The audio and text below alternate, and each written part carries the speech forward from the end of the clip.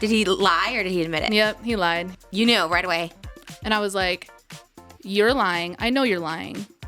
You know you're lying. And if you're going to gaslight me and tell me, what are you talking about? You're a monster.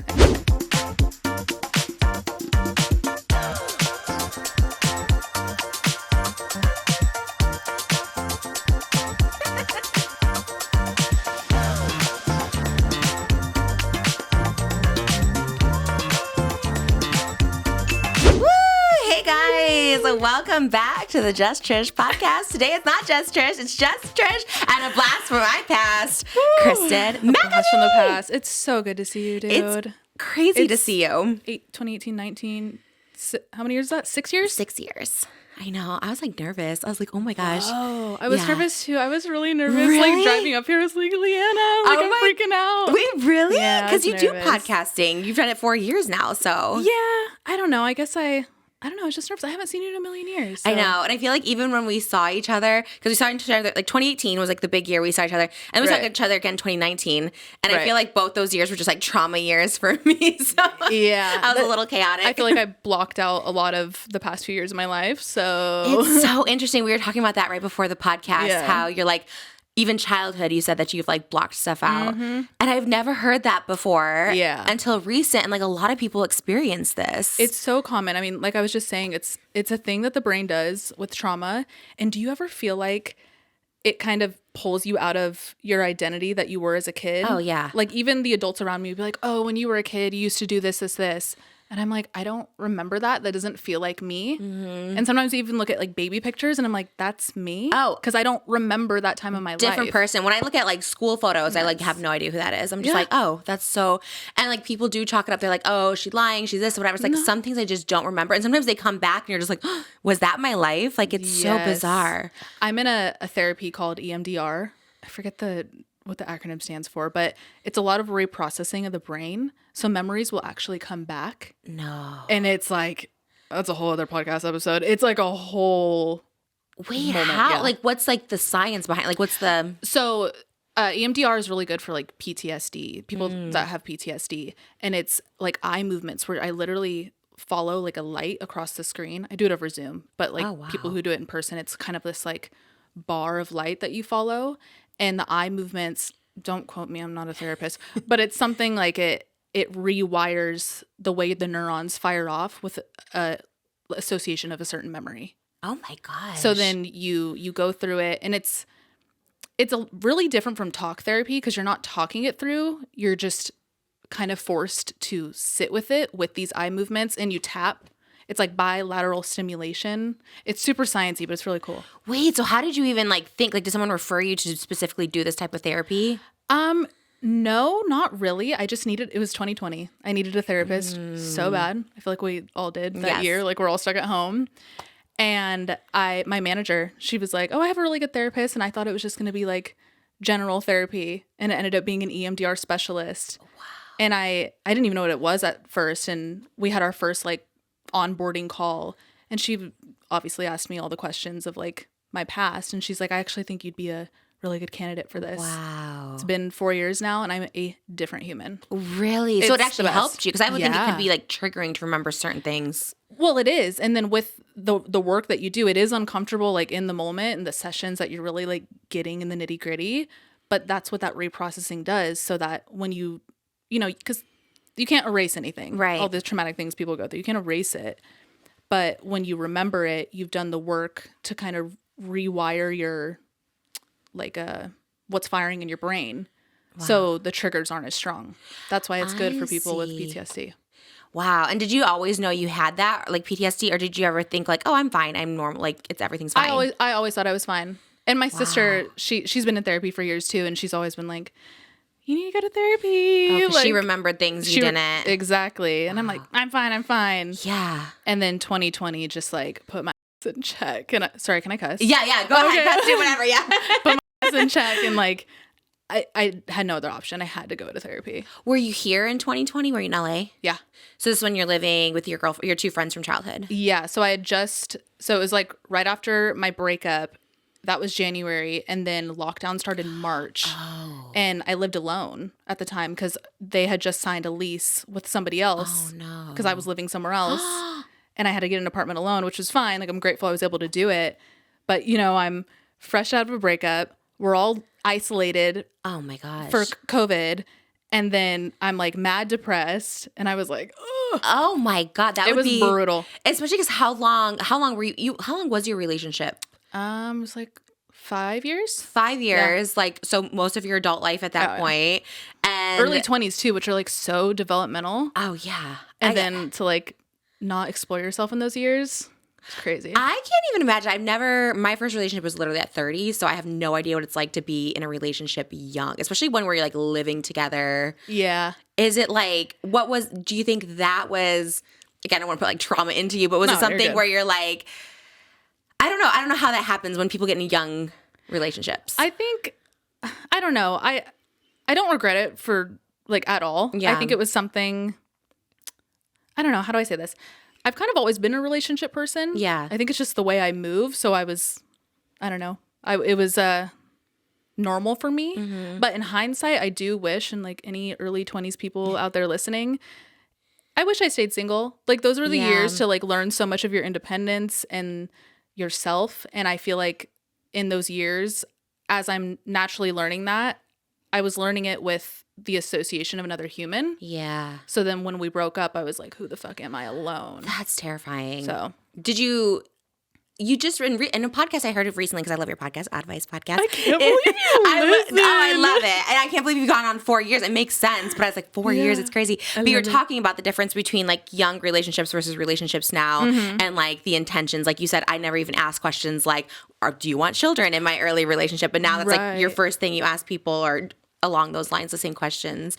Yeah, my standards now, like, I mean, I'm lightly dating right now, like not really looking for anything serious, but even the dates I've been on, like, I'm not like interview like, so do you want kids? But like, I don't know, I kind of like do the little questions to hint where they're at with that, because the clock's ticking. Are you 30 yet? I'm 28. Okay. Yeah. You have lots of time. But I know, but it's I just think I want to be with my person for like a little bit, I guess. I don't know. Of course. Like, I think that's the better way to go. I feel like when we met, I was like 32, and I was just like, okay, we need to get married this year, have kids, because like my clock was actually ticking, and it still is. I'm like, okay, we need to have this baby back to back. But congrats, by the way. Thank you so much. I'm so excited. We're so excited. It's actually so much fun to be a mom. I like love it. Do you see yourself doing that? I do. I go back and forth. We literally were just talking about this morning. We were at a coffee shop, and there was the cutest little girl, and she was like hanging out with us. She was showing us her boots. I was like, okay, maybe I do want a kid. Oh my God. And a little girl, because you're so fashionista, they'd be like so cute. So much fun dressing them up. I also picture myself with boys. Oh yeah. Like I did too. I want like a boy that I can like, I don't know, roughhouse with, and like go like camping with. And that's just kind of what I grew up around. Like very much outdoorsy things. And I feel like, I don't know, I feel like the boy would like get really into that. But yeah, I don't know. I go back and forth. The kid thing, maybe you'll have input on this. Yeah. I think about my childhood, and obviously the circumstances are way different and something that my potential children will never be in. But I have this like cloud over my head where I don't want to fuck up my kids. That's how I feel. I feel it now. Honestly, just to be blunt, like that's what makes me kind of hesitant to have them, because it's just so much pressure. It's so much pressure. And you think about like our generation, just people being fucked up basically from, and a lot of stuff our parents like didn't know. I don't know if you're talking about parental stuff or just, but it's like stuff our parents didn't know. They just worked. Yeah.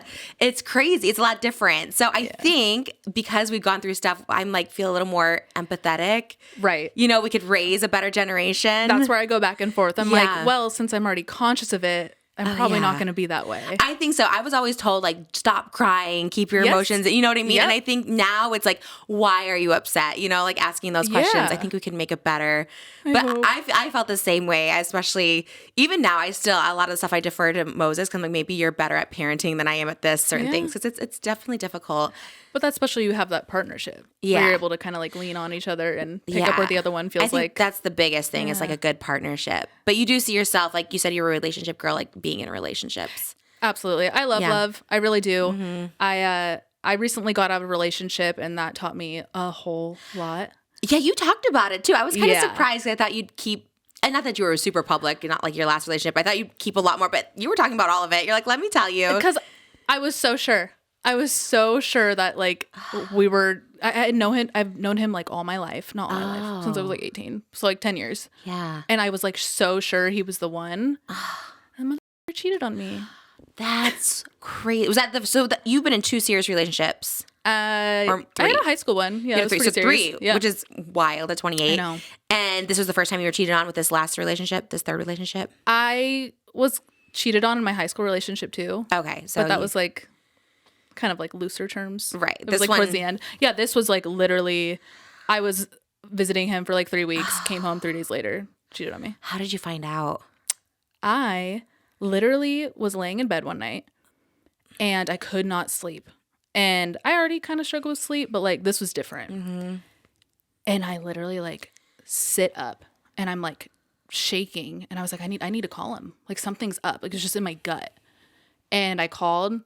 He didn't answer 3 times. Oh my God. He calls me back right away. And he's like, it's on FaceTime. And he's in his car, buckling his seatbelt, like all frantic. Hey, hi. Mind you, he's like mad chill. Like this guy is not somebody who's frantic when he answers the phone. Like normally it's like, hey babe, what's up? Oh, you can't sleep? What's going on? Oh, he's in his car and it's like late where he's at. He's on the West Coast. I was like, what are you doing? And you already know where this is going. I knew right away. The second he was in his car, Did he lie or did he admit it? Yep, he lied. He's telling me he was at his mom's and da-da-da-da. No. And I was like, you know what? You're lying through your teeth. You knew right away. I literally sprung out of bed and was like, my gut told me something was off. Mm-hmm. And I was like, you're lying. I know you're lying. You know you're lying. My intuition like fired off. My gut feeling just told me to call you. And if you're going to gaslight me and tell me, what are you talking about? Just go to bed, babe. No. You're a monster. And I hung up and like 45 minutes later, he texted me and was like, I can't live with myself without telling you this. Like I cheated on you. I was lying. Da-da-da. Oh my gosh. Monster. Oh my God. And he was trying to be like, no, you're like. On the phone call, yeah. But like, and he even knew. Caught. He was just caught. Oh my God. At that point, like, admit it. One time, or do you think it was like a one-time incident or was it like an ongoing? I do think it was a one-time incident. Yeah. I've obviously like psychoanalyzed the shit out of the situation since, but I do think it was a one-time. But honestly, it's one of those things where if that didn't happen, I don't think I would have gotten out of the relationship.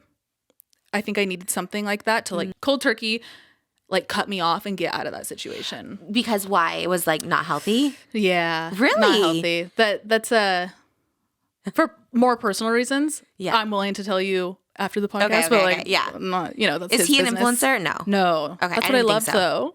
Yeah. I love that like it was somebody like completely out of our industry and like, yeah. So wow. And he was on the West Coast. So it was long distance. Yeah. That's another thing that was so hard. Yeah. I don't know how people do that. Me either. I tried. Like it was so hard. Because it's just like, I'm not a cheater, but I kind of like understand sometimes you just need someone, like a body, like I don't love cheating either, but I'm just saying. For sure. Like, and that was obviously something I knew could happen. I mean, that's technically something that can always happen in any relationship, but I did not think it was going to happen. Like I really thought he was the one. I really did. How long were you guys together for? We were like 3 years. Wow. But we had only made it like official for like the past few months. Like I think it was like March or April. So we had, for a title, but we're adults. Like when you're emotionally interlinked with someone, like, oh yeah. We even tried to say like, oh, we'll date other people. And like, I couldn't. Yeah. You just know. When I moved to New York, I was like, and we even had the talk before. I was like, I am still single. And he's like, no, you're right. Like, go, like, live your life in New York.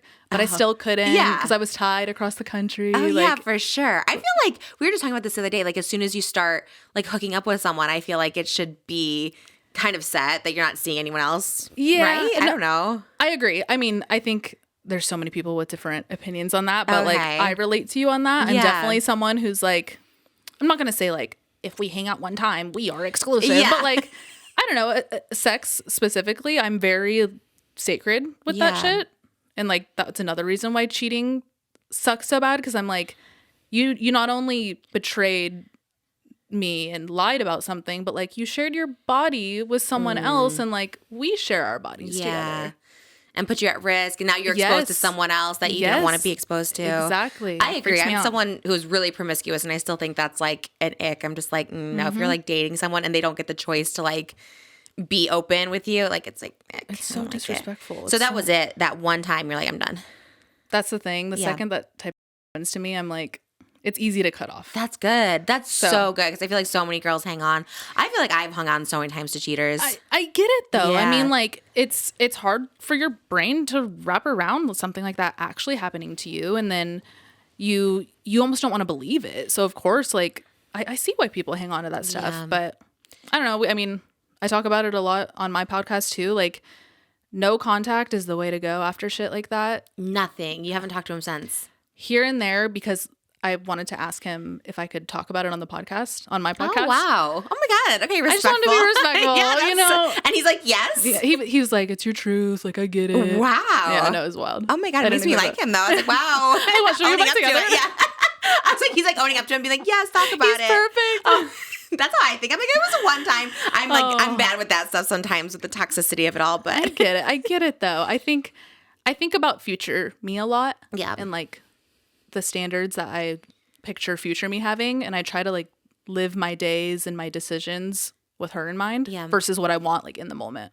Oh yeah, and I feel like cheating is such a good boundary to have. Yeah. It's very black and white to me. Yeah. Like, you did it, okay, you showed your colors. There's no word you could say to. Yeah, and then lying about it too. It's just hard to build that trust back up. Especially against my intuition. Like, my spirituality is very important to me. Yeah. Like, you can't do that. When did you start that journey? Have you always been? Yeah. I grew up very spiritual. Okay, not religious. No. Spiritual. So your family didn't have religion or anything? My grandparents, but they never pushed it on us or anything. Yeah. Yeah, honestly, my mom has always just said, do good and good will come. Mm-hmm. She's always nailed karma into my head, and it's so real. It's so real. I always tell people good and bad. I'm like, careful. Yes, it's so real. Like, we are all walking mirrors of the energy we put out. And like, so I don't know. I've just kind of always been raised with that. And then within my own world, I feel like my spirituality started like middle school. My dreams are really vivid. And I just started kind of seeing and feeling things in my dreams that would like slowly come to play in like the real world. That sounds way more like That's So Raven than it sounds. I mean, it is. No, but if it came to fruition, that's powerful. Yeah. No, dreams too, because those are like subconscious thoughts. Like, you're not even like thinking. Dreams blow my mind. Do you have vivid dreams? Gosh. I don't have like dreams like that come to like fruition at all. Mine are actually kind of like just out there and kind of like are they crazy. Like dreamland, like where like there's like a dinosaur with like high heels on? Like, mine are like celebrity based. I'm always, if we watch a TV show, I dream about that. So I don't know. I don't think that's anything close. But whatever show I'm watching is like, that's my dream that night. If we're watching Lost, I'm like on an island. Like, it's very that. I love Lost. Yeah. Me too. It's such a good. I had a whole Lost podcast for like 6 episodes, and then I stopped. Like a dedicated Lost podcast? Yeah, we had like the background people. It was like literally 2 years ago when I was pregnant. I was like not doing anything. I was like, let me do a Lost podcast. That's so sick. Because I was watching it for the first time, and it was everything. I loved it so much. That's a good one. Shout out to today's sponsor, Home Chef. Oh my gosh, this sponsor is absolutely amazing. The meals are delicious. If you are a foodie like me that want to simplify it, this is so the option for you. And we've had some delicious meal. We had some stuffed chicken the other day with broccoli in it, pasta with spinach, and it tasted delicious. It's so good. It cuts down the time of going to the grocery store. What are we going to eat tonight? And it saves so much money. Now that the novelty of the new year has dwindled down, how are your resolutions coming? One of mine was to order less takeout and cook at home more, but I haven't been consistent. I don't have the time or patience to meal prep and grocery shop. That's why I'm loving Home Chef. They're different from all the other meal kit brands. You guys, they're super easy to do. I'm 7 months pregnant. I can't be standing for 3 hours like I used to do my cooking videos. These are quick. These are fast. They give you step-by-step recipe. They're delicious. They're healthy. They're tasty. It's got me eating broccoli. I was eating broccoli with my stuffed chicken and it was good. It's good for the entire family. You can pick and choose based on your dietary restrictions, just your preferences. It is something for everyone. Home Chef is really the MVP, you guys. Home Chef provides fresh ingredients and chef-designed recipes conveniently delivered to your doorstep to simplify your cooking experience.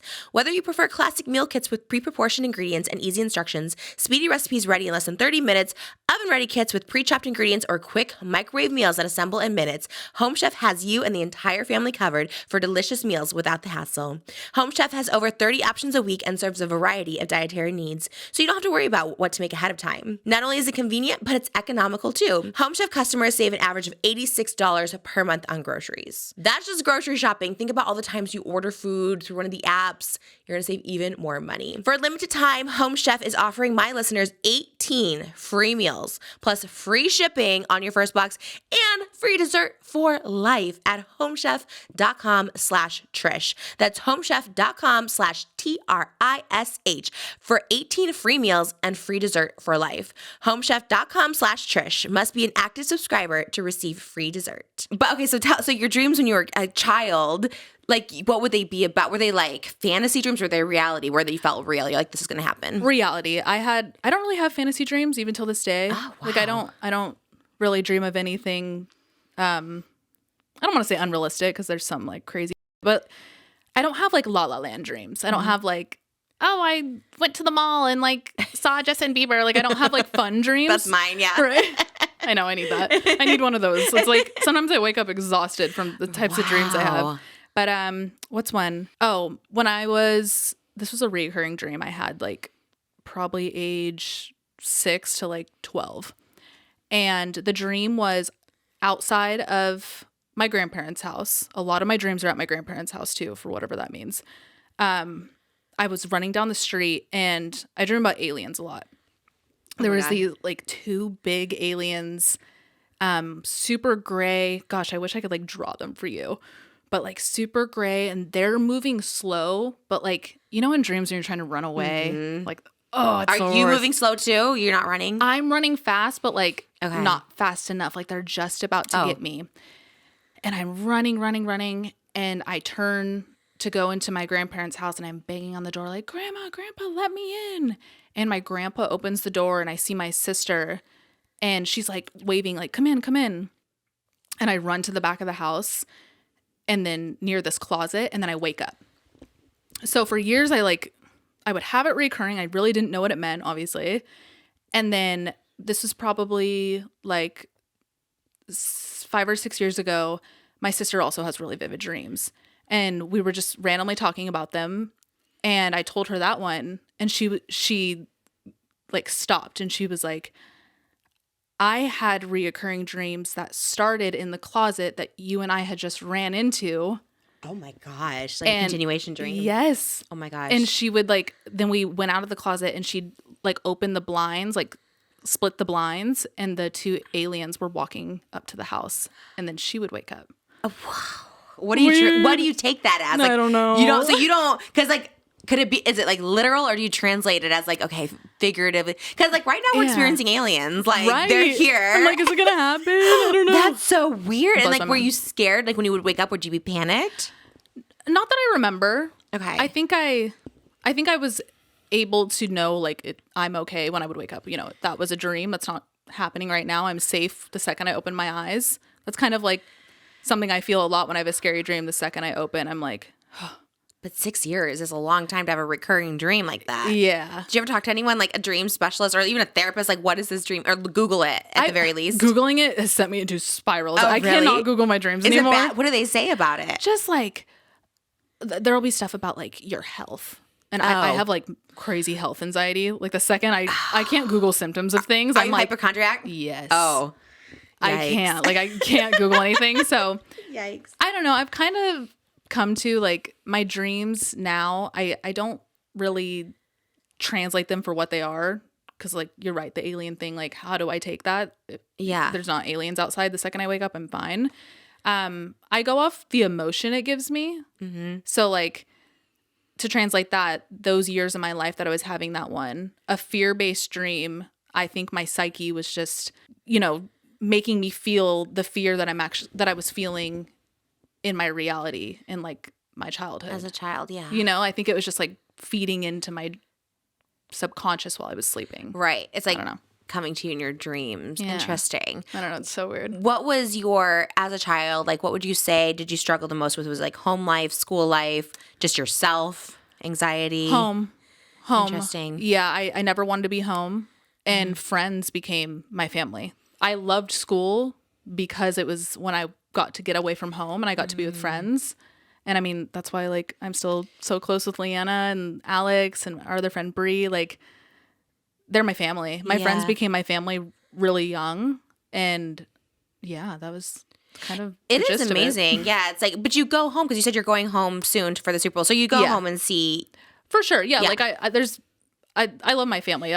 There's nobody like I'm not in contact with. There's nobody I hate in my family. It's just a lot. I just have massive boundaries now. Like when I go home, I don't stay at their house. I stay with friends, and then I go see them in like small spurts and what I can handle. Yeah. And do you have like, because I feel like, again, our generation, our parents, like they kind of just didn't know. Do you have now where you can like kind of understand and you kind of like forgiven? You're kind of like, okay, I'm at a place now where I forgive. And it's like, I know what it was. It wasn't, you can move past it and just be okay. Yeah. That's definitely been the theme of like, honestly, the past year of my life. I feel like I finally hit that point of like, okay, I'm okay. I don't have to live in this like fight or flight anymore.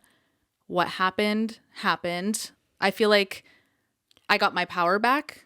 Because I'm an adult now. Yeah. Now my parents and like my family don't have control over me. So I feel like I was able to put it in the past and like actually become my own human regardless of any of the traumas, Yeah.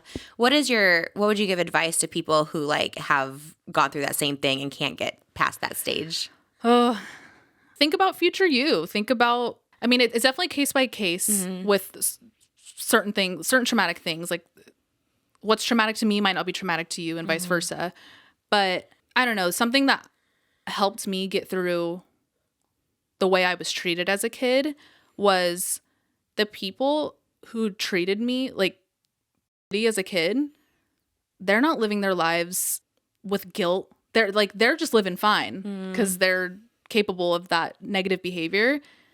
And I got to the point where I was like, me sitting here like wanting them to feel the pain that I'm feeling and wanting them to apologize, like pretty much basing my healing off.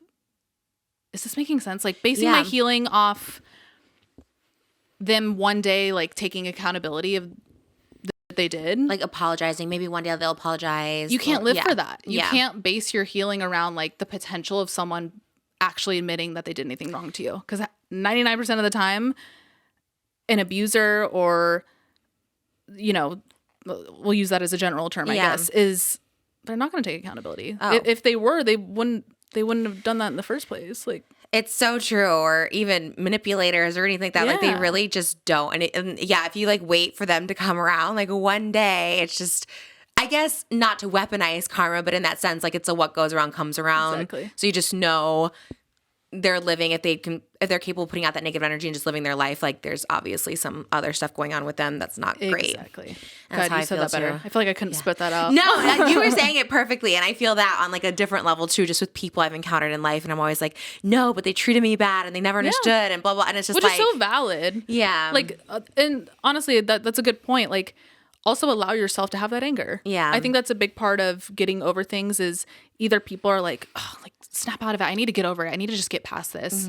Or there's people that feel like they're sulking for too long. I think both are necessary. There's also like, there's a time and place to put on your big girl pants and I'll put in quotes, get over it. Yeah.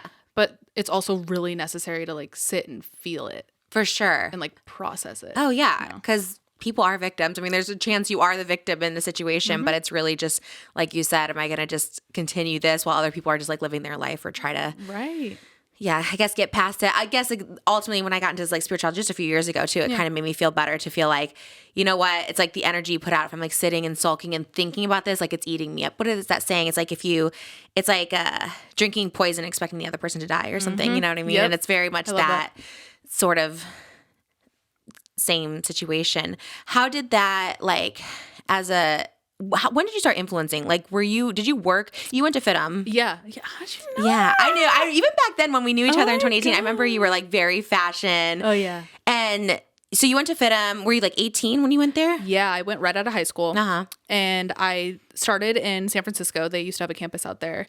And then I moved out here in 2015. Okay. And then I went to school for merchandise marketing.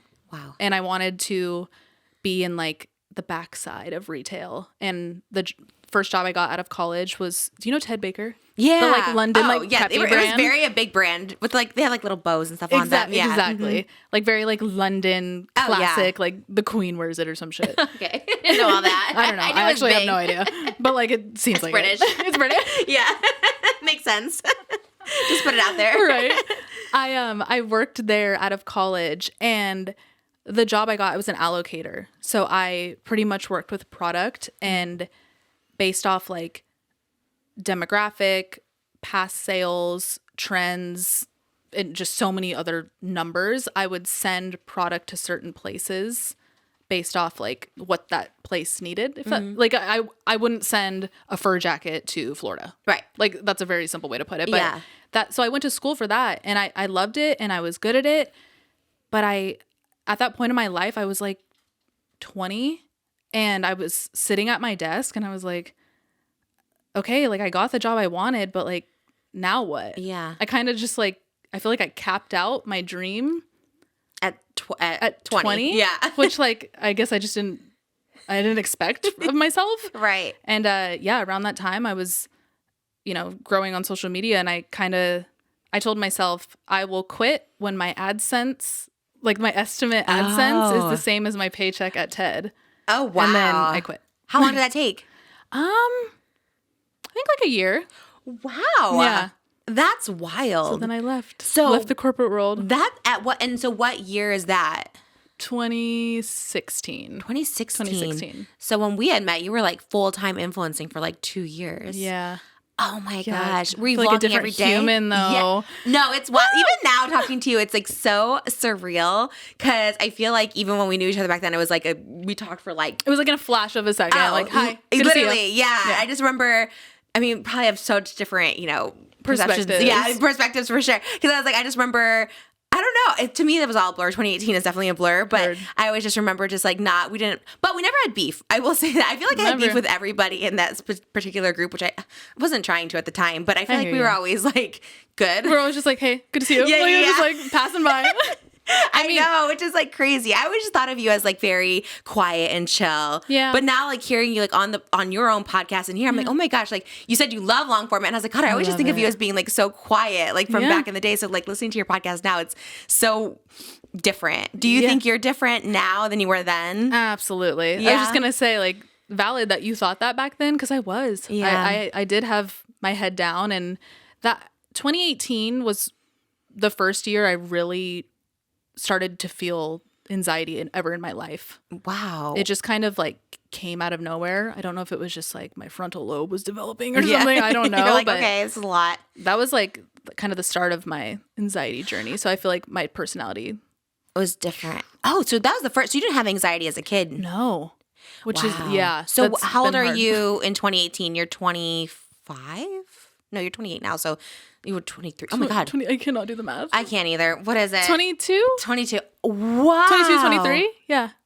I know. I was young. Oh my God. I was like 30. Oh my God. This is what I'm saying. I feel like there's just such this age gap that should not be crossed sometimes. But like, you're so youthful, dude. Thank you. Like you feel so young to me. Oh, thank you. I appreciate that. I feel. You are young. Yeah. Like 30s are young. But then it makes sense, because I always think like all the people in that group at the time were that age. They were all 20. And that makes sense, because I always felt like such a disconnect. I was like, why am I not connecting? And I was like, makes sense. I mean, you're literally 22 years old. Right. Which is crazy. You're 22 years old influencing, which is like, I can't even imagine doing that full time at 22.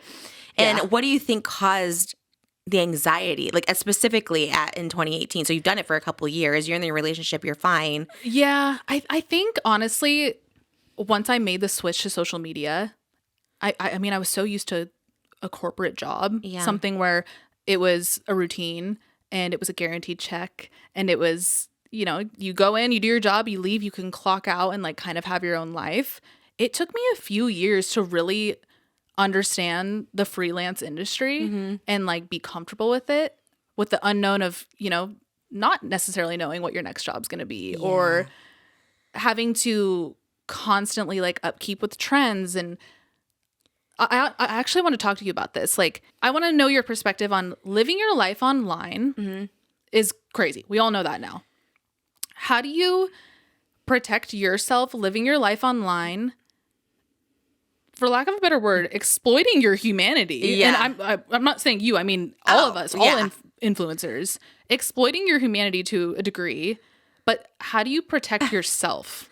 It's something like I feel like I want to talk to you about because like you've been in this forever. Yeah, that's such a good question. I think we're kind of talking about this, how like YouTube kind of took a dip. So it's like podcasting's the way to go. Yeah. And podcasting like ironically has like protected my peace because it's not about me. Yours is very you based. Yeah. So you're sharing like getting cheated on and stuff, which I get because all my 20s were that. And like that makes interesting content that's like canceled, like all those things. Like I want to know about these young girls and their dating life. But I feel it's not like that. Yeah. Exactly that. You like, you're right. It makes good content. But like, I always have this moment where Alex and I will stop recording and I'm like, I just shared that so much. And like you do something really vulnerable about myself on the internet with people that I might not ever meet. Right.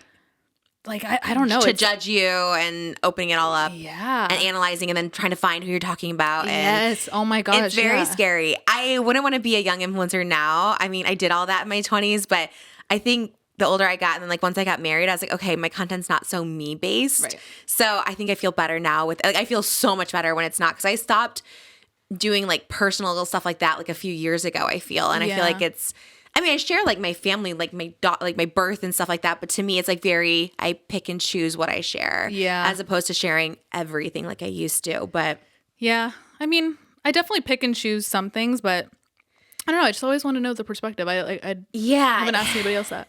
I guess also too, when you do it for so long, it's just kind of like, well, this is just what I do. What else would I do? You know? That's the thing too. Like, I'm also really grateful for it. Yeah. It's also the coolest job in the world and I wouldn't trade it for anything. It's great. It's so nice and you can make good money and it's, I think it's easy. I was literally just talking to someone the other day, like, you're the only influencer that says it's easy. I'm like, it's like relatively easy compared to like working at Ted Baker, sending out fur coats or something, you know? Because that's like mentally exhausting too. It's just like, okay, this is not my dream. This is not my. Yeah, I would never say this is the hardest job in the world. I've seen people like say that shit on TikTok. And I'm like, wake up. Poor Michaela with her like trying being an influencer for a day. I get what they're saying, but yeah, they're young. I feel like that too. She was like 21 and it's like, I get it. It's a lot because it's like a, you know, and knowing now that you were 22 back then, that like does put like things into such perspective because you were also living a very chaotic life. Like you were like the original hype house. Like you guys were in this social media house. I forgot about the hype house. Yeah. You guys kind of were. It was very content house, which to live in it would be insane. Definitely chaotic. Yeah. Yeah. Did you enjoy it? I mean, honestly, when I was still working at TED, like a lot of the things that would happen while I was at work. So then I would come home and be like, oh my God, like what happened here? But I don't know. It was an interesting thing to balance being in a serious relationship. Cause like, you know, there'd be times where like, I want to have personal time, like just the two of us, but like you can't. There's a goat in the living room. Like, you know, that type of shit. I can't imagine. I can't imagine. It was. I mean, I'll never forget those years. But I guess if you're friend based, then it's like you're a friend person, so you like having people around. I do. Okay, I'm the opposite. I'm like don't like friends, and not that I don't like friends. I just love my alone time, and I could never. I was just like, oh my God, 24 hours. Like you said, you don't know what's coming home. Oh, there's a goat there. Like, oh hell no, I'd be so annoyed. I mean, there were definitely times where I was like, you know, I'm tired. Like, what the is happening right now? But like, I guess I don't know. I understood it was part of the job in the weirdest way possible. And I feel like that was a time in my life too where seeing what was doing so well on social media, like crazy clickbait and like reactions and, you know, just insane situations. But that was something I like, even till this day, like I could never do. So when I was also trying to like build my own channel, I felt like I was not made for it because it was all, the only thing I compared myself to was the crazy clickbait and so I thought there was like something, I don't want to say wrong with me, but I thought I made a mistake leaving my career that I had like made for myself. Wow. But then there was also a part of me that loved it. I mean, still love it. Yeah. Like vlogging your life. Yeah. But I just like, all I can compare it to, because the only people I knew in the industry at that time were, you know, the Vlog Squad. Yeah. And I was like, I want to do that. Like that does well. That type of stuff's like really cool, but I just didn't have the personality for it. Interesting. That's so interesting because they were at the height of their fame. Like they're like the biggest, and it's just the most chaotic. Like it's the most chaotic thing. Like you think about that time now on social media. Obviously, it's still talked about to this day, where it's just like so chaotic. Yeah. And yeah, someone like you or even me, like people think I'm like crazy and stuff like that. For me, it was a lot. I was like, this is too much. Like And to be young and like dating someone in that world, and then you're also a part of that world. You're literally living in that world. Like, I don't know. For me, that'd be enough to cause anxiety. I had anxiety. When you said the word vlogs, I was like, oh my God, triggered. Like, I don't even say it because it's like trauma. It's like, sorry. No. It's like, truly, it's like not now. I'm past it. But it is kind of like, I'm scared to even say it. It's almost like Voldemort, where I'm like, oh my God, what's going to come? Because their fan base at the time, like I was attacked so much, and again, I was a little unhinged, a little unwell during that time. So kudos to you for keeping it together mentally, because it can be like crazy. But for you, when you were there, would you participate in like the pranks and stuff like that? Were you active in any of that? Like if they're like, hey, did you guys have a painting in your room? I forgot. Yeah. Okay, so there was. Did you know about that? No. I think that was when we came home from Thailand, I think. So it was like a 20-something hour flight. I had a stomach bug, so I was like shit in my pants. Like, oh my God. Got home, like literally crawling to my bed, like just wanting to be home. I think that was what that trip was. Oh, wow. And we walked in, it was there. I was just like, all right, this is gonna fuck up my sleep paralysis. There was so many times where I'd wake up in the middle of the night and it was just like, oh like my staring down. God. So it had some effect on you where you're like, this is scary. Yeah, it definitely didn't relax me by any means. Oh my gosh. I don't know. I think back to what you asked, like if I was like in it at all, not really. I mean, even like if you watch it back, like I wasn't really in any of David's shit. There was a few times where I think I just like didn't give the reaction. I wondered that, yeah. You know? You weren't like... I mean, I'd react because I'm a human, but it wouldn't be like... the one he wanted. A good reaction. Yeah. It would be like a scared reaction or like too real or... Right. So there are like a few things I can remember, but yeah, no, I feel like I was never really like in the video, like his videos. Like Did you have boundaries back then, or was it just more like you I think it was unspoken. Yeah. It was like an unspoken thing where I think he realized like I'm not going to like lean into it. Interesting. I wonder what it was about you, because I feel like I think exploiting is the best word to use. I don't know, maybe it's a little dramatic, but just like he literally just could be anybody, you know, like random people they would like film and stuff. So it's like, I wonder what it was about you that there was like that boundary or something. Like, I wonder. Maybe it was my quietness. I don't know. I literally don't remember. You're right though. I was like a little more reserved back then. Like maybe he just like, yeah. I don't know. I guess consider yourself lucky on that. I know. One. I'm like, I got out. We're good. We made it. Were you guys friends? Would you consider yourself friends with David? Now? Yeah. I have not spoken to him. No, I mean back then. Like, were you guys hang out? Because I said we were never friends. We never like hung out. Like, we would film and that's it. No, yeah. I mean, the only people that like, obviously like all love, I'm not going to sit here and no one, but the like one thing that I'm eternally grateful for in that time of my life is my friendship with Liza. Liza is like one of my best friends till this day. We talk daily. Like, we're actually going to see her tonight. Like, oh, that's amazing. I'm so grateful for Liza. I always say that to her. I'm like, I got this friendship out of this. I forgot you guys were so close back then. Liza's one of my best friends. Oh, see, that was before I think I met you guys. I think they might have already broken up because I think I met Liza maybe once or twice. Interesting. Yeah, she was the 2 or 3 times I met her, she was always like super nice. Yeah. How is she good? Or is she like she's just like living her life? I know she's very mainstream now. She's just living her life. She's doing great. I love that you guys are still friends. Yeah. I wondered about that. I was like, oh, she was so sweet. I'm kind of glad she's in that level now and just I'm so proud of her. She's such a boss. She's one of those people too, like she has a movie on Netflix coming out on Valentine's Day. Oh my gosh. And she was like, hey, what are you doing for Valentine's Day? I'm going to be in New York. And I was like, oh, hell yeah. Like, I'll be out there. Let's do like a Valentine's Day thing. I was like, what are you doing out here? She's just like, oh, I have a movie coming out. Oh my God. And then I look at the thing and it has like the big red N. And I was like, dude, congrats. Like, you got to say this stuff. She's so humble. Oh my God. That's wild. Like, I'm just going to be there just, promoting just a a Netflix movie. That's amazing. Congrats. Yeah. No, it is really cool when you see her stuff like when she did the Met Gala and stuff like that. I was like, wow. Cool. I love seeing influencers like get mainstream because I think like so few make it there. Yeah. I know that that's like the end all be all because ultimately like podcasting you make more money than TV, but I just think it's cool to see, especially someone like Liza who's always been nice. I don't think anyone has like a bad story about her. She's the best. Oh, and I love that you guys are still friends. I wonder that. I'm like, do you keep in touch with anyone from that era besides Liza? Mm-mm. No. She's the best one. Yeah, we made it out the trenches. Wow. I don't know. I feel like a different person in like the best way possible.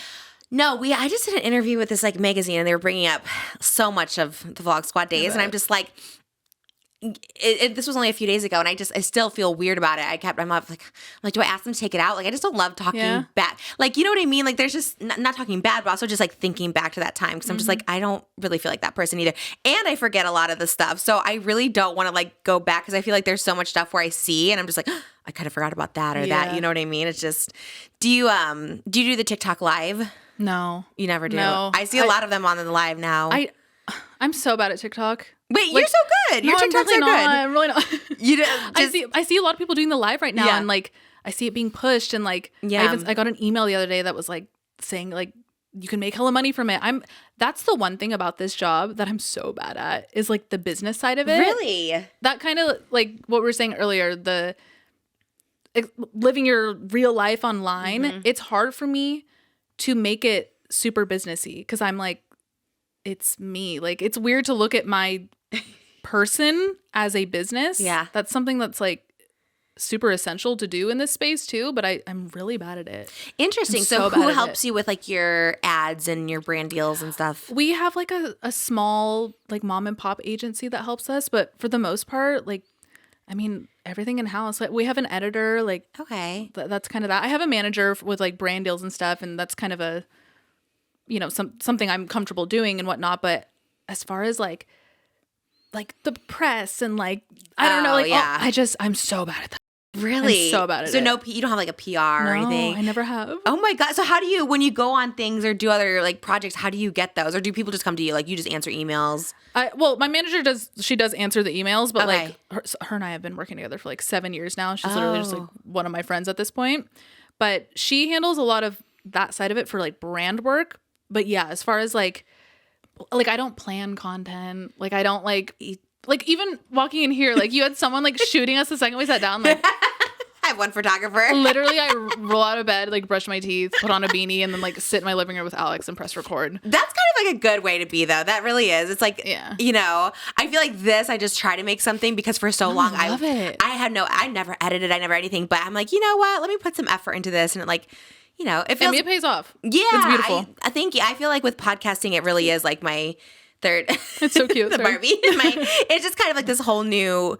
It just feels healthier than because I was vlogging my life, and I'm like, I don't know. It does get a little draining sometimes. Just putting your whole life out there and just being open to judgment. I'm like, let me not put so much out. I get you on that, and I filmed a vlog recently where I was having a bad day. I was, but I felt the need to vlog it because I feel like everybody just puts like the good days out there. And that's where I start having fun with editing.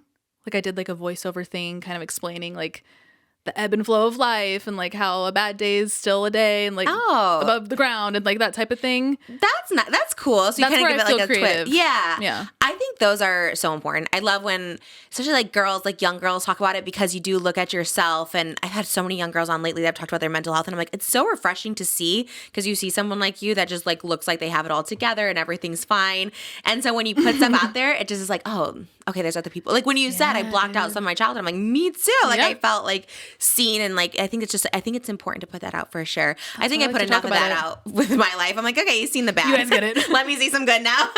But I think that's good. And especially when you can make it like artistic and stuff like that. I think that's like really I love editing. Like editing if I like smoke a little and just like headphones on and that I feel like I get so creative with like music and like I love like shooting things in artsy ways and I feel like I like the production side. That to me is like so hard. I never have edited in my life. I have no idea how to do it. I'm not like amazing at it, but like I don't know. How'd you learn it? Scott. Really? Yeah. So you guys would like shoot each other or film each other? I would like just watch him edit. Wow. Yeah, he is good. He's He was good. always like really good. He's still our favorite on this show. We talk about it. That's why I think Oscar was so excited. We're like the unofficial Scotty Sire podcast over here. I don't know him, but I'm sure. glad I'm on it. Yeah. He's like, you need Kristen. I was like, okay. And I'm someone who doesn't love to like pry, but I'm, you always want to know because I don't know if he likes me. Probably not. He was not happy with me years ago, but we like him. I've always said of all the Vlog Squad people, he was always like the nicest. Like he was never an asshole. So Yeah, chill dude. Yeah, I think like most everyone else I had like beef with, and I feel like for the most part we didn't. But anyways, that's in the thing. past. Yeah, Look I love at that us you can talk now. about. I love that you can like say his name. Sometimes I can't say names of people I feel because you. I'm like, it took time. Yeah. It took time. That's what I'm saying. It's valid to have those responses to things, but are you guys cool? Like, you're cool? yeah, haven't spoke or anything. Yeah. But like normal ex. That was wild. All Yeah, love. your breakup. It's such a weird thing. Breakups. It's like the David and Liza. It's You weird guys to do that shit online. How? That's one thing I'm like. Yeah. Even my therapist was like, "How did you do that?" And I'm like, "I don't know." Did you feel the need to? Like, did you feel like you had to? Like announce it and everything. Yeah. So it's such a weird thing because like I remember like once we broke up like late January, and it was like a few weeks after, maybe like a week and a half, 2 weeks, and I was like, "Yo, we gotta say something." Like I felt weird, like posting normal online. Yeah. That type of people started noticing. I mean, you know how the internet works. Like the second something changes, people are like, wait, they're doing this differently. Like something must be wrong. So people were kind of already catching on. Yeah. And yeah, it was definitely weird to be going through one of my biggest heartbreaks, Yeah. but having to like sit down and press record and like throw it out there. But I also felt like it was necessary. Yeah. I don't know. It's such a weird thing. Like, because you guys were so public online that Yeah. you're like, this has to be out there. necessary to the point where like, no, we didn't owe anybody anything, but I would rather there be no speculation to what happened and let us announce it rather than people being like, whoa, cold turkey, they're just like aren't together anymore. Right. Then people are going to go to the bad place. Yeah. Like that's why I feel like it was kind of necessary to like announce it and set it straight. I feel like with you guys too, did you ever feel like you were disappointing people? Because like you're like, I believed in love with you guys. Yeah. I remember those comments, and I see that all the time, even with like celebrity couples. And Yeah. I hope people say that lightly, because to not believe in love because of one couple that you really like that broke up, like love exists everywhere. Yeah. You know, like it is sad to see, because I'm sure a lot of people do mean it. Yeah. But yeah. I feel like you can find love like multiple times in your life too. I feel like Agreed. I don't believe in one lover. Yeah. I feel like just because one love ended doesn't mean you can't find like another amazing love of your life. Yeah. Which I think is like important. But yeah, that was a shocker, that one. But I Were you love that telling? you're I was also like, wow, that's so sad. It still is to me. Sometimes I'm like, oh man, that one was, I don't know. I guess it is weird when you get invested in people. I rarely do, but I feel like because both of you were like so nice and like normal, like in real life, I was just like, oh man, that was the one. It had its time. Yeah, I mean that's good. And like you said, you're young. You're like a different person, and that's always so bizarre to me too. I think it's amazing. I always wanted to be like a young wife, a young mom. It didn't happen for me, but you do Still change. young. Well, I'm Dude. 36, about to have a baby, but 30s. Oh my gosh. no, I feel like nowadays women, thank God, they're like having babies like 40. I think Jenna Dewan's like 43 and pregnant right now. We were just talking about that too. Yeah, it's cool. It's like refreshing, so you don't feel too much pressure. Like if you want to have a baby at 40, it's like completely possible. I've even been thinking, like, do I need to freeze my eggs? Like, I don't know. I just started thinking about that stuff. Yeah, someone It seems was invasive though, right? Yeah, do you know Rosanna Pansino? Yeah. She's a baker? Yeah, she's a baker. she's Yeah, cute. she was talking about that she froze her eggs at like 30 or something like Okay. that, because I think it's better when you freeze them young, but Right. I think just in case, I don't know how invasive it is. I've never done it. I don't know. We'll see. I'll think about that later. It is interesting. Yeah, I wonder too, as like, I think it was Tana I was talking to about, she was a hypochondriac, or she's a hypochondriac, and she's like scared to be pregnant because of Me that. too. And I was like, I wonder how that is for a hypochondriac, how it is to be pregnant. Yeah, that's honestly a big reason too that I'm scared to have kids. It's like, I mean, the horror stories of complications you hear, that's one thing. And of course, with the horror stories, there was also really good stories, and you only hear the bad ones. Of like course, you hear yeah. that stuff all the time. But to a hypochondriac's brain, it's like, no, that is gonna happen to me. yeah.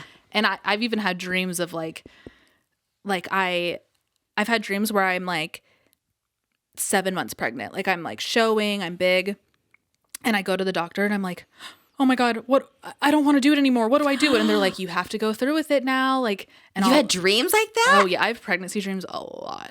Oh my God. And you got to be careful if your dreams are like real. No, we're good. We're celibate out here. Oh my God. That's crazy. Oh my God. And so you would wait. So the doctor would be, what would he say? Like you have to go through with it? You have to go through with it. And then like, I always wake up right before giving birth. Cause I don't think, obviously I've never given birth. So my brain can't compute like how to feed me that in a dream. Yeah, but still, it's kind of like almost death. You never die in your dreams. Right. You always wake right up. Oh my God. Yeah. That's trippy. I have pregnancy dreams a lot. I wonder what that means. I don't know. And you're not pregnant? No, I don't think so. It'd be cooking for a long time. I know. You never know. Sometimes people are like, I'm not pregnant. They didn't know they were pregnant for like 9 months. What is that called? Cryptic pregnancy? Wait, what? I never heard that term. That might not be the word. That sounds a little techie. Cryptic? It sounds like it would be something. It's like you don't know until you go into labor. And they don't show. Yeah, what? But my hypochondriac mind, I'm like, that's happening. Yeah. I have 10 kids in me that have been hiding there. Like, they just stay in there. They're grown up. They're like not coming out. Well, at least they're not coming out like your dream. They're staying in there for a while. Right. Oh my God. It is crazy because even as not a hypochondriac, I was like, oh, I'm going to be the one who, it sounds so morbid, like dies. You know what I mean? Yeah, like, exactly. You know, but I mean, people do it all the time. You know, it's a small percentage, but yeah, totally get it. Yeah. And yeah, it is scary. I didn't mean to talk about scary pregnancy stuff. Yeah. Oh, sorry. No, I don't. No, because now I'm in a place, I'm very, I don't know, do you meditate in your spirituality? Oh, yeah. So I'm very meditative where I'm like, as soon as I start thinking anything like that, I immediately just like clear my mind. I'm like, everything's good. My baby's fine. It's coming soon. Like I'm very that person. And I feel like it's helped so much because my first pregnancy, I meditated for like 3 hours a day and it like made it so calm. It was so easy. 3 hours straight? 3 hours straight. I was going through That's hard to do. Yes. Like good on you. That meditation's not easy. Yeah. I was like basically a monk for like a year because I had a bad 2021 too. 2018 was rough. 2018 was worse, but 2021 was also hard. And so I did a whole spiritual awakening and I would just go out and like, I was very into like Hare Krishna and like Hinduism. So I'd go out and do yoga and just like do my mantras. Dude. Yeah. So are you very much words of affirmation type of thing when you're like, where do you go when you meditate? I try to clear my head. Like I try not to think anything. Just How do like you have do that? Space. It's very hard. Taking like, notes. Well, I have BBT. So there's another thing we do in our therapy called Wise Mind, where it's like counting the spaces in between your breath, or just counting like, you know, seeing the black space and just counting, you know, your breaths in, or counting whatever, just all that stuff. So it helps to clear it because once you start counting, then at some point you're just seeing blank, like it's just blank, and then you start hearing like vibrations of like, the air conditioning, and then it just becomes like you're connected. The counting probably allows your like inner monologue to focus on the literal numbers as opposed to like the passing thoughts. I think that's very like Hare Krishna too, is like they have the Hare Krishna, Krishna, Krishna, Hare Hare. So you're doing this mantra over and over because you're just focusing on the pattern of the words. It changes patterns. So, and I think then you can just go to like a clear space. And I think that's my personal best meditation, but it is hard. It's so hard. That's why I do then the affirmations come in. If I can't, I'm like, I'm happy, I'm content. I'm like exactly like I just repeat that over and over. I love that. And I try to do the affirmations. Something I tend to do though when I'm like literally saying them in my head. The other part of my head is like, you're just saying that. Like you're like you know what I mean? They like go at each other and it's like you don't mean that, you're just saying that, you're trying to convince yourself like what? I have like multiple voices in my head all at once. Wait, is it actually like vivid like that where you like are kind of hearing the thought back to you? Like, this is not right. Again, another thing we were just talking about. Like I have a million thoughts at once. I can hear them all like perfectly. I'm very scatterbrained in that way. Okay, yeah, you need to do like clear meditation. Like you just need to clear your head. I wish I could just like boop, turn it off sometimes. Maybe try the counting. It changed my life. As soon as I could like fully clear I do it before bed and I do it right when I wake up. Yeah. Because I'm the same way. I have like a million thoughts. Like my notes, I have like 13,000 notes. My notes are, and they're like half thoughts too. Yes. I'm like, what was I even trying to write? Mine are all words. Mine are over there. Mine are just words that I don't even know what they mean. Yeah. And I literally have probably like 15,000 notes. Like he'll tell you like, it'll be shower during a movie. I'm like, I have to make this note. Like it's. Because you think you'll forget it. And yeah. Like, you probably will because your mind's going a million miles per hour. That's why meditation's good. When I was doing meditation for 3 hours, I never made notes. I was just clear. I was like, whatever the life comes, whatever I need to remember, I'll remember. Right. That's you kind of release the control and trust that like your brain will give you what you need. Yeah. It was, much better. That's so hard for me. Something I try to do is, I don't know if you ever do this, when I'm trying to meditate and, you know, I'm sitting there and then I'm thinking about how I'm meditating and I'm like thinking about what I need to do after I'm done meditating. I picture myself on like the platform of a train station and like the tracks are like right in front of me. And when one of those thoughts that are like, I need to go grocery shopping after this, or I need to call my mom or whatever, instead of being like, no, stop thinking about that. Like, stay present. I picture those thoughts as the train's going by, and I'm just the observer. Yeah. Like, these thoughts are passing in my head, but like, I don't have to follow them. Yeah. I'm just watching them go by. I think that's something that kind of helps me. That's what I do too. Mine's birds. It's like at the ocean and you see like birds fly away with them. Okay. Yeah, but it's interesting. I read a book like that really talked about that, like visualizing, like letting thoughts pass. Yep. Rather than just trying to be like, don't come in my head. Oh, that's so, yeah. That was really big. I was reading like a bunch of books and I remember that was like a recurring thing. It was like, just let it pass, or be the oceans, observer. waves. Yeah, be the observer. I think that's a good way to be, because people, sometimes it's just not realistic to not have thoughts in your head. Of course. You know? It like when you think you're your thoughts, this is such like a tongue twister. When you think you're your thoughts, then you can't disconnect from them. And I start thinking about like a lot of anxiety is also just chemical reactions that might just be happening because like for me, if I have coffee on an empty stomach, I tend to be more anxious because my gut's off, and your gut is like, it's your mind. It's like very connected. And I don't know. That's why I try to just observe and disconnect from them. I don't know. It's a huge thing to also just know what you kind of said is like, just know you're not your thoughts. Like those, they're just not real, like good or bad. I try not to like feed into it because I used to be so in my head, and now I just kind of let things pass, and it's just a better way. I think when you get like a little older, you just kind of feel that way. It takes a minute, but I do again love that people talk about it so much, and it is becoming more popular, because I just think like younger people can benefit so much from it, you know? And you do hear about like 21-year-olds, and it's amazing because it's literally life-changing when you can change my life. Let your thoughts pass. Yep. Yeah. You're right though. It kind of just comes with age too. Yeah. And I remember being told that, like my sister's 3.5 years older than me. And when she was my age now, and I was 25, just mad depressed, she was like, I can give you all these tools in the world. Like I want to help you through this, but I promise one day it really will just click for you. Like your brain just honestly isn't fully developed yet.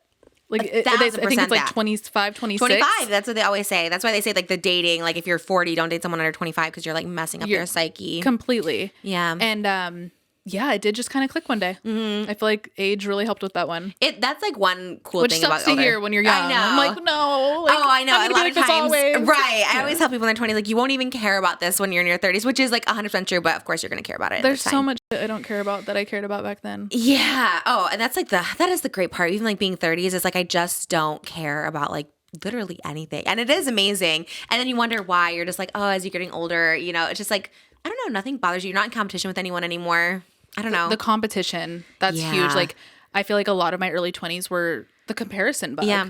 I mean, like I was just saying, even right when I broke into the creator space, I was like, what, is there something wrong with me? Like my content isn't as entertaining as the things that are going viral right now. And like you compare. Yeah. But now I'm the most comfortable in my career that I've ever been. 'Cause I'm just like, the people that want to watch me are going to watch me.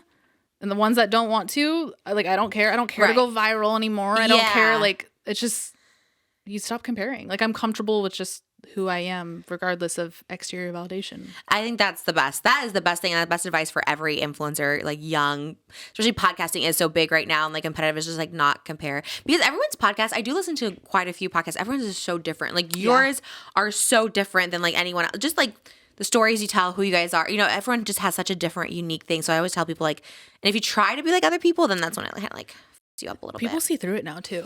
Oh, for sure. It's really interesting, like on the consumer side, that people see through phony content now. Yeah. Like that, the type of stuff that was working back in 2016, 2017, like would never work now. It's crazy. Even like challenge-based things. Like I'm honestly, I miss challenges though. Oh yeah, I the love challenges that are era everything. Of YouTube. But like it's not a huge thing anymore. No, it's just crazy to see how it evolves. I know. I wonder, what is your audience? Like, who do you know? Like your demographic? Like, I think I'm like 90% woman. Oh, wow. I have a very much woman audience.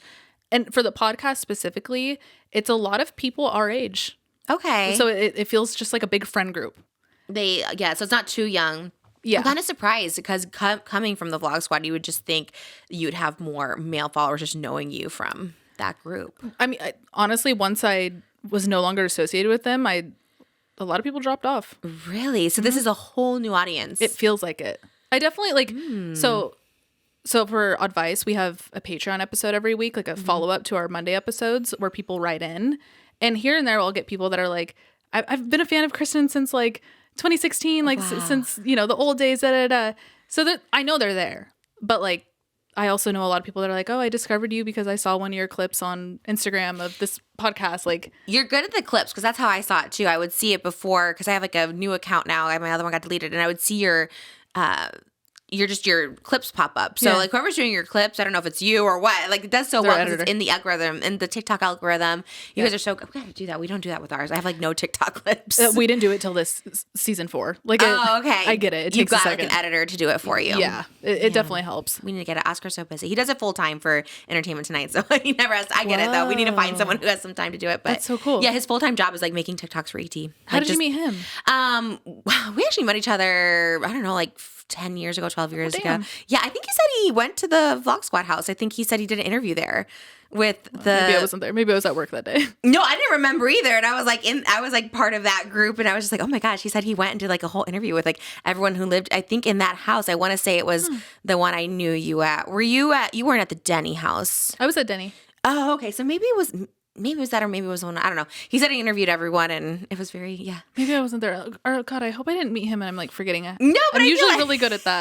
No, I always do. I always feel forget. Like no, I think it's kind of normal, especially when you meet so many people, like just in life, especially at that house in the Vlog Squad. Like I just feel like you just meet so many people coming in and out. Oh like, yeah, it's I remember so little of it, but we just met a really long time ago. I think I did an interview with like ET or something like that, and I just known him for so many years, but how do we get on that? Oh, the editing. Yeah, I was like, how do we get there? Yeah. So now that you're podcasting, you're in New York. What's the difference between New York life versus LA life? Oh my God. Everything. I don't have a car anymore, which I miss. Wait, really? I miss driving so much. I walk everywhere. I miss it. Some people are like, I love it. It's so freeing not to have a car. I just love driving. I always loved it even before I moved. So driving's like that thing that gets me out of my head. Mm-hmm. It's kind of, honestly, it's like the counting thing. Like I'm focusing on the road, so I'm not in my own head. Oh yeah, people go for drives all the time for that reason. Right. I love it though. The people are so cool, and nobody, like, you would relate to this. Like in LA, when you meet people, it's like, oh, what do you do? It's like the first question they ask. Oh, what do you do? Oh, who do you know? Which I get. Like networking is powerful, and I'm not going to on that very important part of the industry, but I also just like conversations like this where like just shoot the shit and talk about whatever we want to talk about and like be humans. And I feel like I never got that here, and like ever. New York, it gets a bad rap. People say New York people are mean. I don't think they're mean. They're blunt. Yeah, but I like blunt. Okay, what's blunt to you? Like just not like drop the small talk. Okay, like if you meet someone at a bar, they're not gonna be like, oh, so like, where are you from? Da-da-da. They're gonna be like, oh, what's your drink order? Oh, like, what'd you do last night? Like, that's a bad example, but like they want to know you, not what you do or your. There's no like ulterior motive, if you will. I just feel like people are more like personable and want to connect, right? And people in LA, I feel like are a photocopy of each other. Everyone like looks the same at this point and like wears the same. It is crazy. It's a photocopy. Yeah. But New York, the fashion alone is so inspiring. Everybody wears whatever they want to wear, whatever makes them feel good. And like, I don't know, it's just so refreshing. Yeah. And just like East Coast vibe. I'm California born and raised. I was ready for something new. That's what's shocking to me. Like you're from here, you grew up here, you lived here until you were what, 25? What, 26? 26. And so you moved to New York by yourself, or you have your friend? I moved with Alex. Oh, you guys moved together at the same time.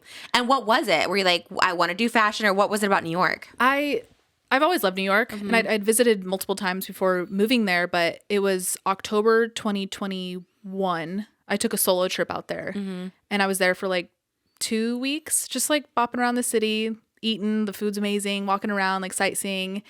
And I remember the moment I was in Union Square. I like remember exactly where I was. It felt like a movie. Like I looked around and I was like, I have to move here. Like, I think it's time. And it was so powerful though, because like I said, I'd been there multiple times, but like something about this trip, I was like, I have to move here. And I came home and I walked in and I told Leanna and Alex, I was like, I'm out of here. I think I'm going to move to New York. Oh my gosh. And Alex was like, I'll come with you. What? But she had never been. What? So she went to New York the first time, March 2022, and we moved that following June. Oh my God. How is she adjusting to it? She loves it. She does. She got a boyfriend. She met a boy out there. In New York? Yeah. Oh, that's the best. Yeah. When you're like, find the love and then like, this is what I meant to come out for. I was supposed to meet him out Oh here. my God. That's amazing. You have such strong gut feelings. Like you're cheating. You like woke up this one. You're like, I have to do this. That's really amazing. I'm grateful for it. Yeah. Like you're very in tune with something that you just know. Something. I know. Wow. Kind of just trust it. Yeah. And so you go to New York. You're doing your podcast. That's what you do full time now. Yeah, and I still post on my channel, but I feel like the podcast definitely takes up the most of my days. What's like your passion? Like, is it podcasting? Is it fashion still? Like, would you ever want to do anything back into fashion? I would. I wouldn't say it's like my number one anymore. I think I have a lot of passions, but there's only a few that I'm willing to like, I guess, monetize, if you will. Yeah. I feel like fashion was just something like I keep to myself and like, you know, express through my clothing and whatnot. Oh, okay. I'm literally wearing the most basic outfit. No, like you look blue so cute. Your jeans and a white shoes. shirt. I'm like, I'm a fashionista. No, you're actually so fashionable. I literally was just like, what does she wear? I was like, okay, she's casual. I was just trying to look. I'm like, I don't know. This is great. No, everything's amazing. The rings. Thank you. Oh, my purpose though. I feel like my purpose lately, these past few years, especially with the podcast, is helping people. That sounds so like generic and like literally like a fortune cookie, but like, I don't know. A lot of things have happened to me. I've been through a lot of, and as I've healed through it, I've realized, again, through the podcast, even through like my own channel, when I talk about it, the way it helps other people and the stories we've heard through like people writing into advice that have like gotten out of like 10-year abusive relationships, and like, I'm like, I want to do this forever. Like I've even thought about maybe being a therapist and like going back to school for psychology. Like I just want to help people, but like emotionally. Yeah. Like I don't know. It's interesting. So I'm still learning. Going back to school, that'd be interesting because then you just learn so much more. Like you already know so much when you're talking about the therapy you do earlier, like, and the way you were able to break it down. Because I was like, it doesn't make sense how remembering memories would help. But you're already so good at it, like breaking stuff down. So it's like to get that knowledge. I think also just anyways, it would help for podcasting, just having that. That'd be so cool. Yeah, like you're an actual like therapist giving advice. I've thought about going back to school for that. I've also been thinking about going back to school for acupuncture. I love Chinese medicine. Wait, like, okay. This is a new thing we've been hearing. Like everyone's like, who had trouble getting pregnant. We know 2 people, and they did acupuncture and like got pregnant. Yes. What? It's the needles, right? I know nothing about it. Yeah. So you, again, I haven't gone to school for it, so don't paraphrase me. But not a doctor. I'm not a doctor. You have what are called meridians all throughout your body, and the basis of acupuncture is getting that energy to flow. And if you have, you know, inflammation or some type of like, you know, general issue within the body, it's said that that's stagnant energy. So hitting the certain pressure points with those needles, they're tiny little needles. They're literally like the size of a hair. Like they're tiny. They don't hurt. Nothing hurts. Okay. When you hit these certain pressure points, and you usually like lay there for about an hour with them. They turn off the lights. Very relaxing. You can meditate. With the needles breaks in your up the body? energy. Yeah. And then gets things moving. And it sounds so woo-woo, and I hear people all the time, like, even my family's like, what? Like, that's bullshit. Yeah. It works, though. I've regulated my periods because of it. Wow. I have really bad TMJ. That helps it. Even when my sinuses are inflamed, there was, like, some fires on the East Coast a few months ago, and I literally couldn't breathe, and I got some, lung points and, like, sinus points. Literally fine the next day. Like, it's magic. Wow. It's magic. Is it expensive? Kinda, yeah. Depends where you go. Unfortunately, a lot of insurance doesn't cover it, which is so whack to me. Because it's like, Eastern medicine. So they're like... Are you into all that? Like, do you take, like, if you get sick, do you take regular medication? I have to be really sick to take something, like, kind of over the counter. I like to stay pretty natural. But I also totally, like, respect the modern medicine and, like, the medicine we have here in America. It saves lives every day. Like... my nephew, he has a heart condition, and if we didn't have the type of medicine that we have in the U.S., I don't know where he'd be right now. So like, I'm never gonna like on that. Yeah, you know, just prefer the Chinese. Yeah, Easter. and I think it should be, you know, an option for everyone too. Yeah. And talked about more. Or just options, like you said. My mom has like, I don't know if it's tetanus or something. It's tinnitus. I don't know, something where she has like ringing in her ear. Tinnitus, yeah. Yes. And the doctor, we were literally on a call with Kaiser, and they're like, you should try acupuncture. Yes. And I was like, oh, what? Like, I've never heard of it. Like, I've heard of it, but I was like, is that actually? I always just thought it was like placebo or something. But I've heard that too, and I mean, placebos are also like arguably just as effective. There's a lot of studies about that too. Like if the brain thinks something's happening, like your brain can do it, but I don't think it is that personally. No, it's interesting because I've heard this now a few times from people who are like, it actually helped like the pregnancy, like people got pregnant. Like it's actually interesting. I've never done it because I also just thought it hurt and stuff. I'm just like, it looks painful. It doesn't hurt. It looks scary because like a needle is never something you associate with anything good. I guess maybe like a tattoo, but like still that's relatively painful. Oh yeah, I love tattoos. Wait, really? That's so. I just didn't know you had this. Oh my god, you have so many random. This is like the new thing that I don't know if it's new, but like I see a bunch of people with just like the most random ones. Patchwork, I think, is what it's called. Oh my god. Wait, so what do they all mean? Have you done a tattoo tour? Yeah. I saw a ring tour you did. That's why I hesitated. I thought I did it, but it was the ring tour. But you haven't done a tattoo one? Not in a minute. Okay, so what are walk they? You through them? Yes. Okay. I'm fascinated. I've never had a tattoo. You don't have any? No, it's not even the pain. It's just like, what would I want committed for that forever? Long? We have a lot of 7s, I see. So does the 7 start somewhere? Because you have a ring that says 7. It's just my lucky number. Were you born in the 7th or something? No, just love a 7. I'm the 28th. That's a okay. Variable? Is that the word? I'm so bad at math. Variable is 7? I don't know either. Right? What's a variable? Anyone know?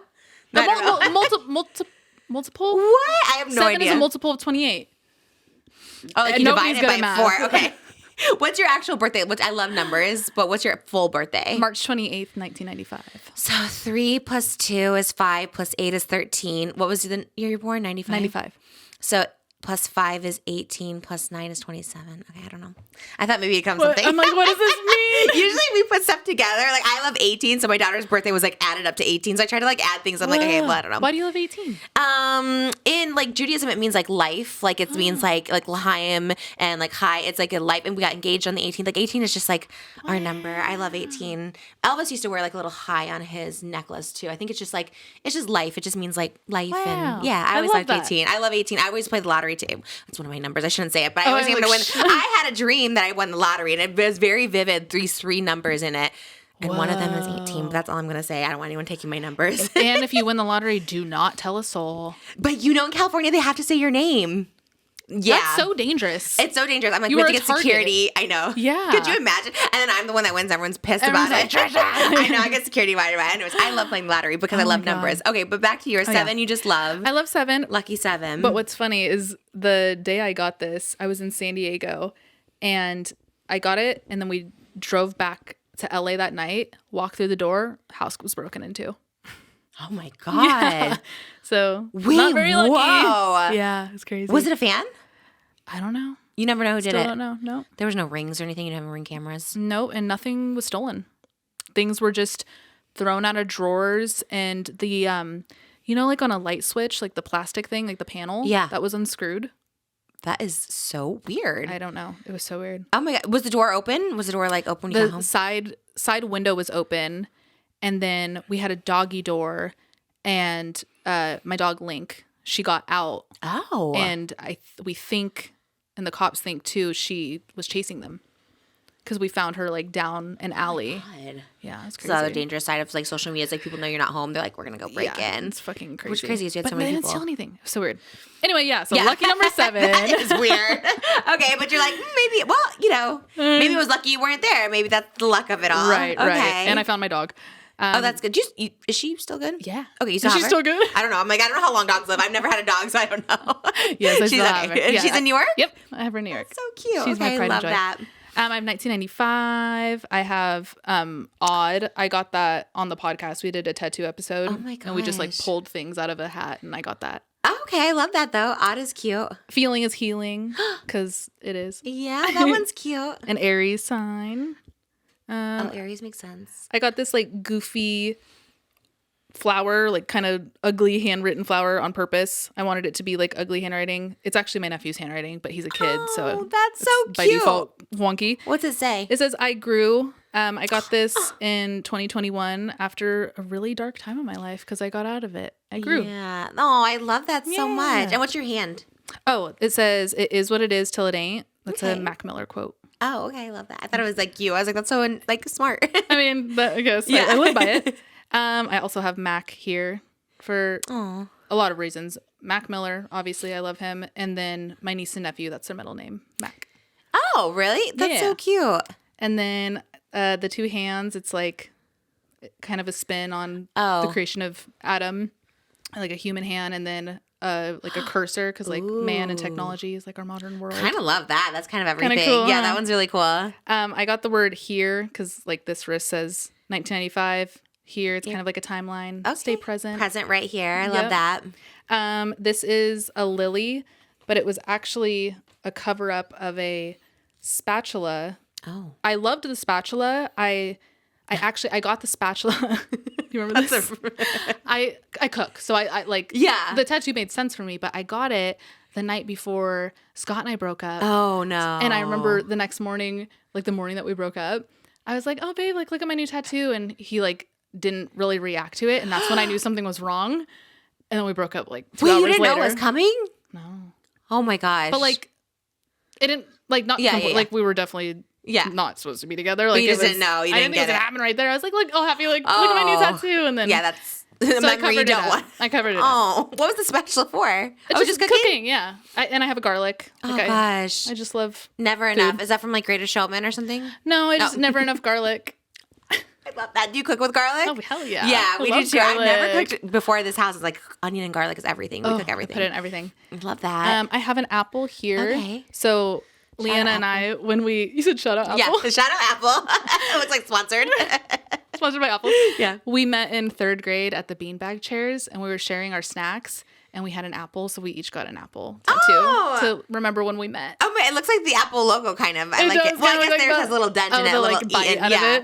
Okay, I love that. Oh my God. This is my first car. What's that one? It's a BMW E30, 1991. Wow. Did you like love it? I loved it so much. You got a tattoo of it. You must have loved it. It was my favorite thing in the world.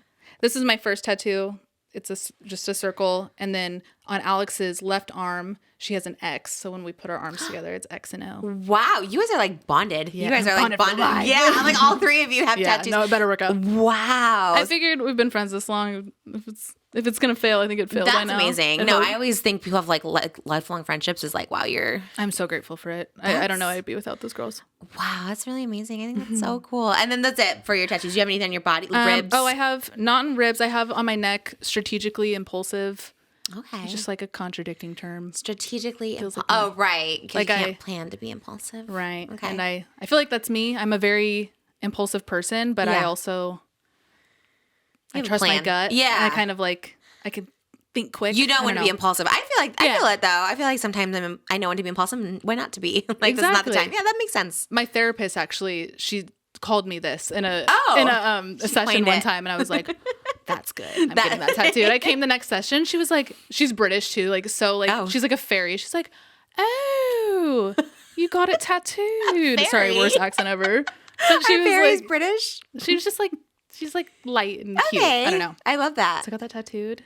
And I think that's it. None on your body anywhere. Oh, I have a pineapple on my back. I got it matching with my sister because we love SpongeBob.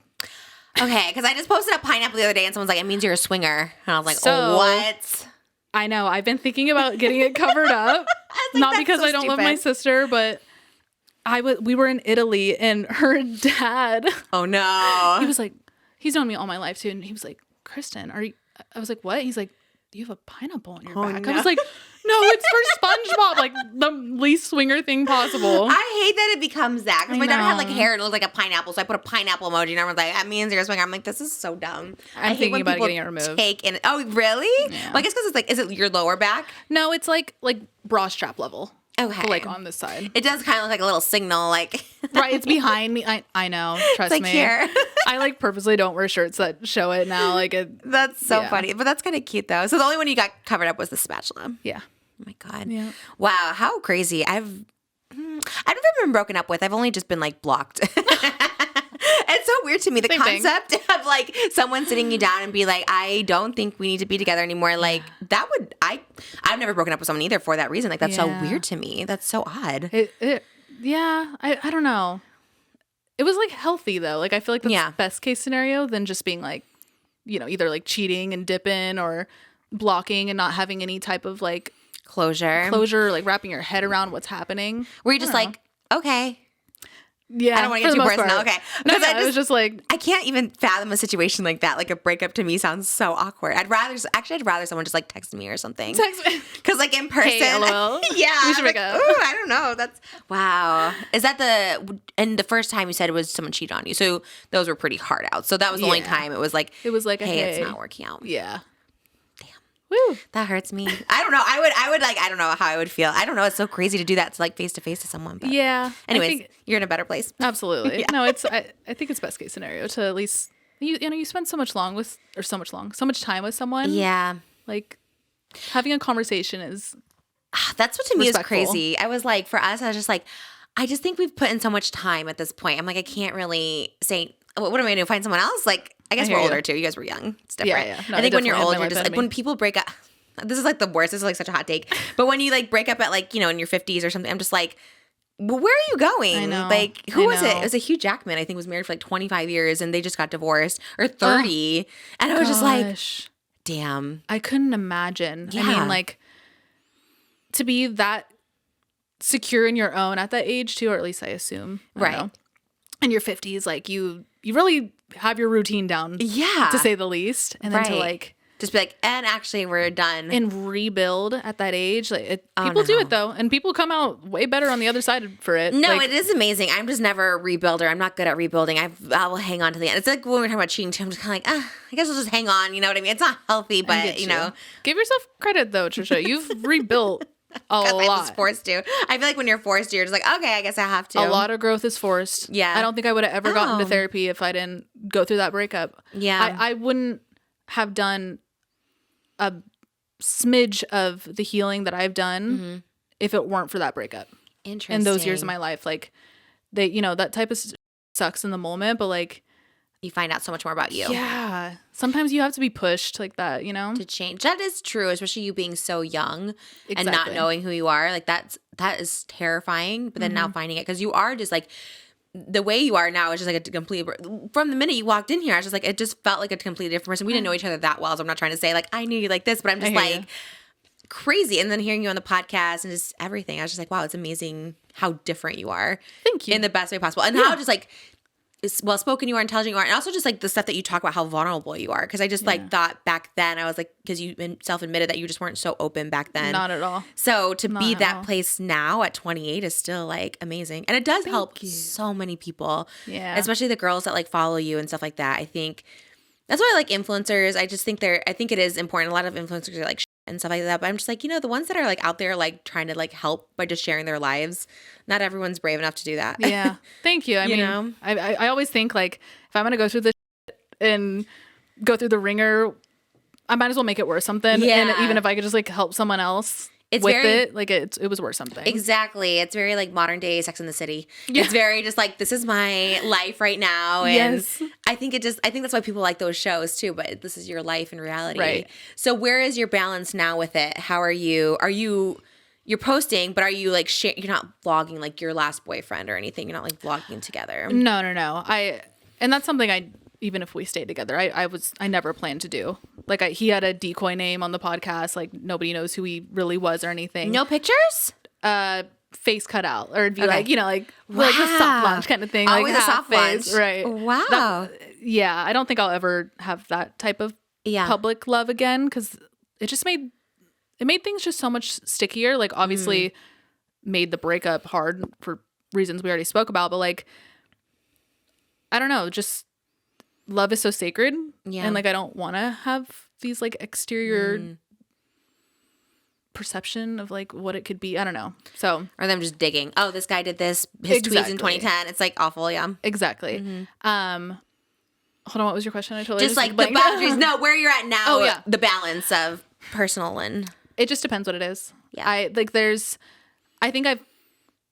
I've come to the point now where like I don't say every little single detail of what's going on, because even like some of the I'm dealing with like family right now, for example, a lot of it isn't mine to speak on, but I will take what I'm learning from it on like an individual level, and then I'll share that type of stuff. Yeah. So I kind of learned how to like filter and like pull out the lessons of the nitty-gritty that I'm going through as a human, as we're all going through, but then like translating it in a way that's more general for people to digest and like apply to their own situations. What's a recent lesson that you like learned that you've shared? I would say understanding that you cannot control how people live their lives, and like you want what's best for people. And I feel like a lot of people cling on to like help people around them, whether that's like their parent or their spouse or whatever, and they're like, they try to like control them because they're like, no, like you need to do this, you need to be better, and that it's coming from love, but like it can also do more harm, and it can enable people to like only do things because of you and become codependent. And I don't know, is that making any sense? Yeah, Like I'm trying to wrap up a very big it's a really, idea in one sentence, but no, the idea is great. I think that's a good sentiment to put out there. Is like not control. You can't control other people's lives. People are gonna live their life and do what they want to do, and if you don't like it, you can't change it, but you can create your own boundaries and set yourself apart from it and protect your energy from it. But like ultimately, you can't control anybody. That is the best advice I feel, because it is true. You know, so if. And I don't, because again, I'm not, it's a vague thing what you're referring to, we don't have to get specific, but it's like when you see someone that's living their life in a way that like you wouldn't necessarily agree with or approve of or want to be around, what's your advice then? You love this person. Do you distance yourself? What do you do? It's, I mean, I'm still learning it too. So it's such a fine line, but like, it's not exhausting yourself with trying to control them. Like, obviously it's important to be a good friend, a good spouse, a good, daughter, a good parent, and like encourage those around you to do better, or, hold them accountable and all that. Like, that's what good people do in your life. But if it's getting to the point where you're now like, oh, they're not listening to me, or like they're not changing and I'm doing everything I can. It's like, yeah, because you're not them. Like you can lead a horse to water, but you can't force it to drink. Exactly. Yes. Like just don't exhaust yourself over it. You will drive yourself to the ground. Like, people are only going to change if they want to change. And it's hard. It's so tricky. I've been on both sides of it too, where I've been like the mess that people are like, we need to help you. And it's just like, I had to get on my own journey, but it is important to like know that you have the support, even if from like a distance, or, what I mean? Balance. Yeah. It's hard. I think it's with friendships, since you obviously have great friendships and it's like lasted so long, what would you say is the best advice to keeping friendships? Because I never kept friendships. Oh gosh. There's so much. Holding your friends accountable is a big one, honestly. Actually, Alex and I did an episode on friendship recently, and we were talking more so like adult friendships. Because I feel like when you're growing up, kid friendships are, they're more simple, because kids are all, it's a level playing ground. Like, you're in the same grade, you generally have the same interests because you're literally like 8. Yeah. Like, there's not many differences. Like, you're just learning your personalities. You're a kid. It's easy. It's just like, hey, do you want to play? Yeah, sure. Now you're best friends. Yeah. But as adults, I feel like it's to nurture an adult friendship is to really recognize you're still individuals. And like, I feel like that's even kind of where codependency can come into play. Like, if you lean into friends too much, I don't want to say that, because like friends are also really good, but like growing apart, but still supporting each other through all versions of that growth. Like, my friends have seen me all over, all different versions of me, and me the same with them. But like, I don't know, just having that unconditional love, I think, is so important to find in friends. It's so important to find in lovers, but like, I think it's just like so important to find in friends too. I think that's so interesting, because like, how you said you changed so much in your 20s. How do you guys go with the changes, right? Like, you're having separate lives. How do you keep it together for each other? There's an ebb and flow too of like there might be times where you're not talking as much, or like right now, I mean, Leanna lives in LA, Alex and I are in New York, Bree's in Arizona. We're all over the map at this point. So it's a lot of like the time that you can spend together, soak it up, but also like, you know, check in when needed. Always check in on your friends, but like let them go be their own individuals too, I guess. You just have that bond. It's like what family should be to some people. It's just like no matter if you don't see each other for 2 years, you just pick up where you like left off. Exactly. Yeah. It's hard though. I mean, it like any relationship, it takes work. I think making time. A lot of people apply this stuff to just romantic relationships, but I think it applies with friendships. Make time, communicate, set boundaries, like really think about the people you surround yourself with and the version of you that they bring out. You know, it might be fun for one crazy night out, but like, is that a sustainable friend for when you're in your dark times and you need to lean in on someone or sit in silence with someone? Are they supportive? Like, that's just something I think about with everybody in my life. Like, will they accept me in, you know, all sides of me? It's hard to find those people. It is hard. That's what I'm saying. To maintain those friendships is like just super difficult. I think my flaw with friendships is just like not making time for people. I just never have. I don't know. Even when I'm like single, I'm just like, how do you make the time? I don't know. I think I was just so selfish for so long. So I think to have like friendships, you just have to be like not selfish. Yeah. Would you consider yourself selfless? Absolutely. Yeah. Yeah. Not selfish. I think selfish gets a bad rap. I think it's okay to be selfish in certain parts of your life, like when you're creating the boundaries or maybe even needing to distance yourself from certain people, like I said, that are like bringing out a side of you that you don't want anymore. That can come off as like selfish and wow, you're just going to cut me off because blah, blah, blah. It's like, no, I need to protect myself. And I think that's when selfish is a good thing. Maybe 1000%. it wouldn't even use selfish as that word then, but people would use it, but yeah, it's like not a bad thing. Yeah. Yeah. Exactly. Did you ever have a friendship breakup? I had like kind of one, but we just kind of grew apart. Like it wasn't like a blowout or anything bad happened. I just like we lived together at the time and then we moved out from each other and we kind of just like lost contact. Okay. But that's another thing to be expected in friendships is friendships also fade. Yeah. There's also friends that you'll have for seasons of your life. And, you know, if you start to grow in another direction or they start to grow in another direction and you don't stay close, like that's normal too. Just like, but not for you. I've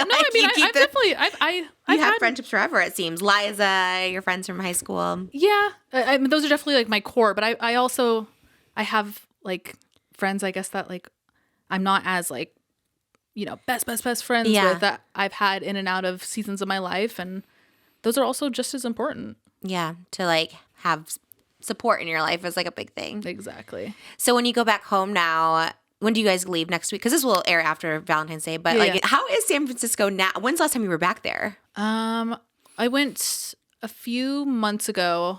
I was in the actual city. It's so different now. Have you ever been? I just hear horror stories of it. Like it's just dangerous. It's gotten really bad. Is it like? It's gotten really bad. Because I know San Francisco used to be so poppin', and literally I knew a friend that just went up there and like they were just like robbed like broad daylight. I mean, Oakland's horrible. Have you seen Oakland on TikTok? There's, I mean, certain parts, yeah. Everything's shutting down. Like their Denny shut down, their In-N-Out shut down. Like just because there's just robberies in the middle of the day, people being held at gunpoint. And I was like, and I heard San Francisco was bad. I haven't been there in so long, but it's bad right now. Are you in the city? No. I'm like Suburbs. East Bay. Like, yeah, I'm probably like 20, 30 minutes east of San Francisco. But I mean, I grew up going there like on, you know, Friday nights or even just take drives out there. It's a beautiful city, but every time I go back since I moved, I'm like, what is this place? It's really kind of scary. Yeah, they say it's like not good for like tourists right now because I've only been once. Yeah, and I just feel like they have such good things like Fisherman's Wharf and like all these cute places. Or they have like a Ghirardelli factory. I went once as a kid and I remember that. Or their bread at the airport. Yeah. Like boudin. Yeah. Oh, so do you drive up or you fly? We're driving. Yeah, I'm so excited. From LA? I just love driving. Yeah. We were literally just talking about that drive the other day. I'm like, God, it's such a pretty drive because you go through like San Luis Obispo and just like all those really good places. That's if you take the coast. What do you take? Take the 5. It's ugly. Oh. Don't take the 5. It's literally like a straight shot and you drive past cows and you drive past like chain restaurants and that's it. Oh, so why don't you take the pretty route? It's just longer? It just takes longer, yeah. Okay. So you're not doing like a cute road trip or anything like that. You're like, we're just getting up there. Yeah. Why not fly? I don't know. Oh, well, she's bringing her dog, so. Okay, cute. Just driving. And so do you get excited in general to go back, or are you just like, This trip, yes, I'm obviously like really excited for the Super Bowl and excited to see my family. Yeah. We've kind of been like going through some the family, and I feel like this is the first time we're able to see each other in a few months, so it's a necessary trip. Yeah. I haven't been back to my hometown since I graduated. I was like, bye. Where did you grow up? Illinois. What was that like? Just awful, and like I blocked everything awful. out. I like literally when people talk about it, it's like I don't even remember. Like I just don't remember. And I grew up there my whole life, like school and stuff like that. But when I graduated, I like left California the same day, and I just don't. Yeah, I don't remember any of it. It's so weird. I'm like, well, I don't even know. Like, I don't know. I don't remember people. I don't remember things. Yeah, just little trauma here and there. I like remember. I was like, oh, I kind of remember that. But it's all foggy and it's all a lot. But do you have any urge to go back? Is family there at all? We don't talk to any of them. No. We're not close to extended family. Not for, I don't know, not for any reason I know. Maybe it's like something my parents or something, but. Do you ever talk to your parents now? Because you're pretty close to your mom, right? Yeah, my mom's like upstairs now watching our daughter. Yeah. She lives like 5 minutes away. My sister lives 5 minutes away. Love that. Yeah, our immediate family's close. My dad's close, and so we're all close, but. Do you ever notice yourself like telling her things that happened growing up? My mom? That like she didn't know that was happening then. But... It's so interesting. I really don't. Even my dad too. He'll tell you like we have such, my mom and I maybe a little more so, but not about like the past. And my dad has zero idea. He was in California, I was in Illinois. So it's this very, my dad and I have very surface level. I love him, but like we have no deep conversations ever. And then my mom and I, we just, I don't know. I think it's just like we all blocked it out. It was such a weird time, you know? Yeah. That's been my favorite part of growing up, though, is being like, hey, Mom, so you remember that time where I told you I was going to Alex's house? I snuck out that night or whatever. God. Like, that's my favorite part of growing up. And what did she do? Really? I mean, what is she going to do now? Ground me? Like, she would just be like, oh, okay. Like, I think I'll take everything to the grave. I never talk about anything with my mom or my dad. I'm like, you know what? We'll just, and I wasn't even that person because I didn't have friends that have anywhere to sneak out to, but just other stuff. I'm just like, I think I never will. I think maybe Moses might be the only. He doesn't even know how some of the stuff. I just keep everything to myself. I don't know. It's very weird. That's okay. Yeah, I just like to pretend I didn't have a childhood or something. I hear you. Sometimes it's just easier to block it out. I think so. I think there's so many things, and it kind of does over time. Even like I said, as like recent as like 2018 or 2021. There's so much that I have blocked out, even recent, and it's kind of crazy because I remember a lot of it vividly. But when people ask me about stuff, I'm like, do you remember? Did you do Reality House? You did Reality House 1. Did you do? Yes. You weren't 2. You didn't come back for 2. No. Because I just saw Amari from 2, and he's like, oh, remember you were so pissed. You were yelling at everyone in the house for Reality House 2. I was like, I don't remember even being there. Like, I don't even remember I came back for it. Like, it was weird. I probably could watch it and maybe remember, but I was like, he's like, yeah, you and me were in a challenge, and I thought you were mad at me. I was like, couldn't tell you, don't remember any of it. And Reality House is another one. And I only recently watched it because I just did a collab with Jake Weber. Do you remember him? Yeah, oh my God, yeah. I didn't know him at the time. I saw that. Did you? God, I love when you dress up, Trish. Like, I mean, it's so good. I was excited. I was like, I saw their views and I was like, okay, these emo boys want to like hang out with me, not knowing like we were in Reality House together, and he like voted me out every single time. And then people found whatever. He's very nice. They're very cool. But sweet. I rewatched it because he was like in a challenge with me, but I blocked out everything. I don't even remember we were eating eggs or something. I don't remember any of it. That was my season. I remember the eggs. We were in the house together, but again, it's so weird. Like I watched it. I'm like, did I just not talk to anyone? Was I just blacked out? Like it was such a weird thing. It was a weird time. I get it. And you doing that, it's so funny because I was watching just clips of it and stuff like that. And I was like, what was your thoughts at the time? Because again, you were back then to me, I always thought you were just very quiet and reserved, but this is like you're on a reality show esque, you know? Yeah. Yeah. And it's like, what made you do that? I mean, I remember JC just asked me and I was like, oh, you were friends with them? Yeah. Okay. And I did not deserve to be on there. Do you remember? Wait, why? Okay, do you remember the first challenge when we had to throw the ball, like to stay in the house night one? Yes. And I switched with, what was his name? Chaz Tepper? I kind of remember. Do you remember him? Kind of. You might remember. I don't remember. I don't remember anything, but anyway, regardless, he got his ball in. I didn't. So I technically was supposed to go home night 1. And I was like, no, I'm such a sore loser. Really? I was like, no. And I paid him $2,000. What? To give me his spot. It was like, it was part of it. It wasn't like low key. Like it was part of the. That's so wait, why did you want to stay? I just wanted to see it through. I kind kind of get it. Oh, because that was the first challenge. So I kind of get like, that. I packed my bag. Like, wow, okay, bougie. You're like $2,000. No, I mean. That is bougie. I don't even think back then I would have given $2,000. Yeah. Wow, but you made it to the end, right? Yeah, but I'm trying to remember. I don't think I ended up doing any challenge until the end. I somehow like got under the radar. Nobody was voting me, which I guess is good, but I didn't end up doing any of the challenges because you had to do a challenge if you were the bottom 2, right? Yeah, I was always doing challenges. I did like ice bucket. I did the egg eating. Yeah. I was like always, that's so I didn't interesting. Do any. So I got to, I think I was final 3. And it was me, Jake, Crawford, and Jake. Who won? Crawford. Okay. I'm pretty sure it was Crawford. God, see, I don't even remember now. I don't remember any of it. Like, my memory's so bad. So weird. And then I was like, when I looked him up just to like Google who this was, I was just like, oh my God, like that's so random that like this person. But that whole experience, when I watch it, that feels like what do they call them? Fever dreams. Yes. I was just like, wait, what were we doing? And what? Like, we're all in this room. It's just like, I didn't know anyone except for you. Like, truly, I didn't know anyone else. And it's not even just me not knowing people. I was just like, why am I there? I didn't know JC and Kian. Like, I knew nobody. It was fun. It was cool to do. I'll definitely never forget it. But I feel you. When I rewatch stuff from my past, I'm like, who is that? I don't even rewatch old stuff. I couldn't either. I was cringing the whole time. I don't even rewatch like my own videos. Like I do not like rewatching stuff. I deleted a bunch. Have you ever deleted old videos? No. You kept it all. I think everything's up. I think I've deleted like thousands of videos for sure. I mean, honestly, it's probably smart to do. Yeah. Because it is out there forever if you don't, but like. And people still find clips from like 2011 and it's like stuff I deleted so long. I don't know. Like I always talk about my baby names and I'm like, I've always talked about this. So people will find clips from 2011, just like videos that I've deleted ages ago and they're finding it now. They're like, oh, look, yeah, she mentioned her baby names in this video, which is like, that stuff is cool. But then when other stuff comes up, you're just like, oh, yikes. But that just goes to show when you delete it, it's still somewhere like nothing actually deletes. Yeah, that's the thing. It's terrifying. That is the thing. Yeah. Once it's on the internet, it's there forever. Do you ever see yourself, you talked about being like a therapist, but does that mean like in real life or like online? Because you could never have a real job, right? I think I would do it online. Like I think I would do both. Even Dr. Drew style. Right. I've been thinking about like the acupuncture school too, like possibly going back for that. And I think that would be something cool to break into and kind of, I wouldn't like completely switch gears, but bringing something to my content that's like about like healing and like natural healing and Chinese medicine and I don't know, maybe attracting new audience because of it. Because like I go on TikTok and I try to research acupuncture stuff and there's really not a lot of content around it.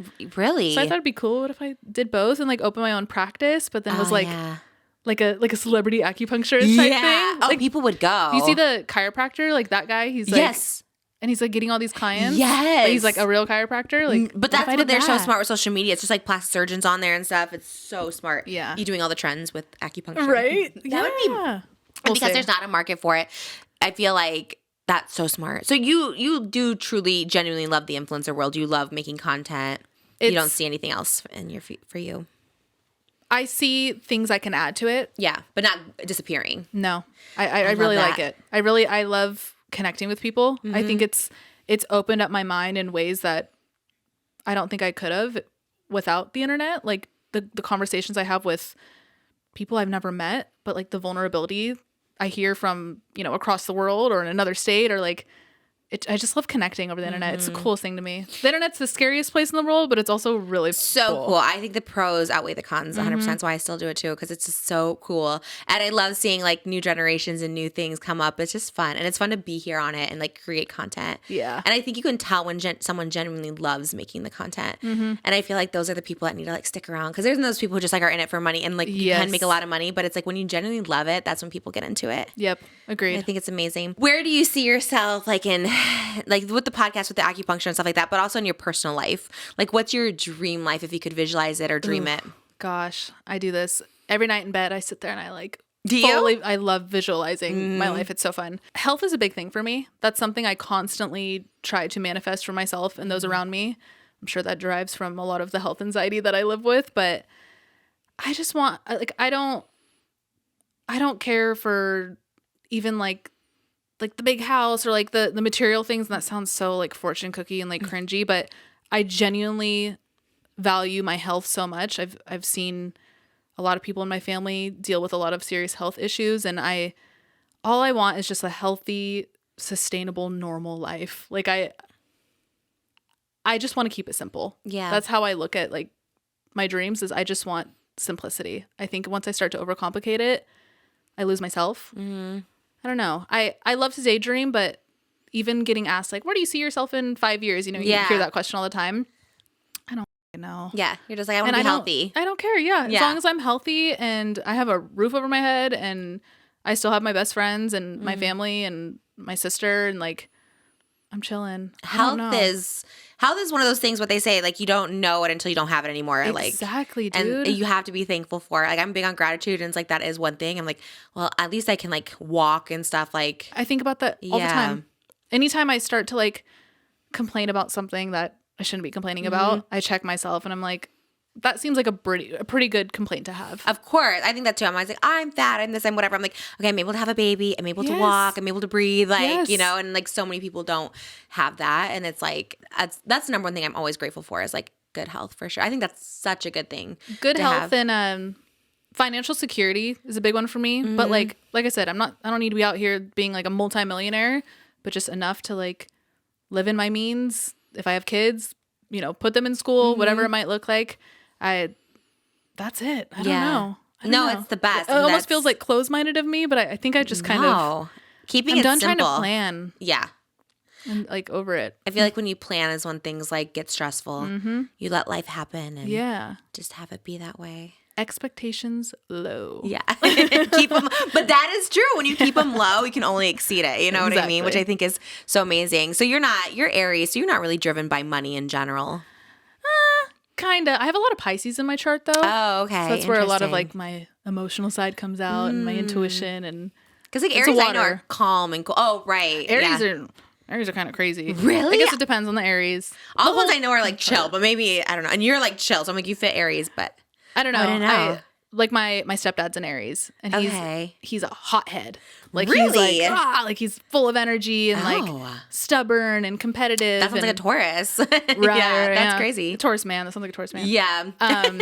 So I don't know. I think there's some. I love astrology. Like don't get me wrong. Do you? But there's so many factors that go into what makes you like. I believe in it. I've never been into it that much, but sometimes I'm like, oh, I kind of get it now. When's your birthday? I'm Taurus. I'm May 8th. May 8th. Okay. Yeah. Do you know like your moon and your rising? No, I don't. I'm so bad at it. I know. Look it up. How do I do that? I think like you have to know the astrology.com or something. Yeah. I never knew that. I was always like, how do you find that out? Is it on your birth certificate? It should be. Your birth chart's like on the back. I don't know. Like, if I was president, I would totally make that a right. thing. Like you have to know the time of birth. People always ask me like, what time were you born? I'm like, who knows what time they're born? Well, that's on your birth certificate. I thought you meant the birth chart. Oh no, I thought you meant the birth time. I'm like, yeah, it should be. I think that should be on it. Wait, okay. But yeah, you do your time and where you're born. And then it tells you like where everything was at in the sky. I don't know the other ones either. But sometimes I like you said, I'm kind of like, I believe it sometimes and sometimes. I just believe in stars in general, like universal alignment and stuff. So that's my higher power. Yeah. The universe is my higher power. Okay. That's what I wonder because people call it, I've researched, source, God, Jesus, all that stuff like that. I believe it all. Yeah. I'd like to believe like we're all talking about the same thing, but putting it in a different term, which is all relative and valid to everybody's belief, no matter, who or what you're talking about. I think ultimately it's just important that humans have something that they see as a higher power and can like, it takes the ego out of things. For sure that. And I think that's like, I studied so much because I was trying to figure out like where my religion was. I studied like Islam, paganism, Wiccan, Hinduism, like Christianity, Judaism. And it is all that's like really cool. Praying. It's like manifesting. Like it's all putting it out there, and trying to be good and like the karmic of it all, just being like good and getting good back. I think that's like the main thing for most religions, like putting good out, Did you grow up religious? Yeah. My dad was Catholic, so I was like Catholic in the Catholic Church. But like nothing, it was always complicated to me. I was always like, Catholics, they have like saints and Mary, and there's just so many people you pray to. So it was always complicated. And then I was like, well, maybe my husband was raised Jewish, but he's just spiritual. He's not religious. So then I was like, maybe I should convert and all stuff like that. It's just, but then there's like, we're both just spiritual and I kind of just go on that spiritual path. And I think that's for us the better route. Who knows? My Exactly, daughter it might works be. for you. Yeah, she might be into religion. I don't know. Maybe. Who knows? But I was gonna say back to the health thing. I always thought you were vegan. That was the thing that surprised me. And then I saw you eat tried like it for a little. steak. Oh, I love steak. Wait, I'm on so a steak kick right now. I don't know what's up. Yes, you were like literally. I don't know if you were. Maybe you were cooking it, or I don't know. You just had this like really good piece of steak, and you're like, I was like, oh my god, you eat steak. That was the thing that surprised me. But you were vegan. I was vegan for like 8 months. I just didn't do it right.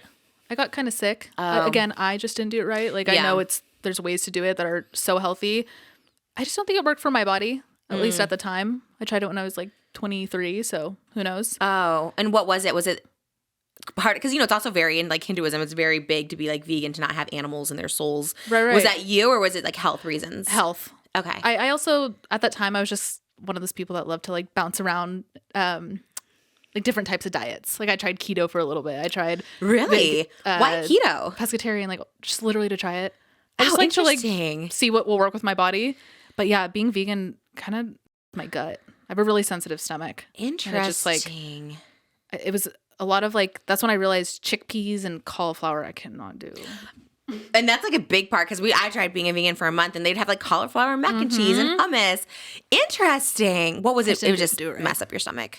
Yeah, just to shreds. Oh, yeah. I feel like I'm a bad vegan too, because I eat like French fries. I'm like, I'll just have some fries. And it's like, that's like the worst thing for your diet. Like next to the bacon. Yeah. Like, I know. It's like so. And then keto's the opposite. Keto's like, eat as much bacon as you want. Heavy. It's fats. God, I don't remember. Fats. No carbs for the most part, right? No carbs. Yeah. No sugar, I think is keto. Yeah.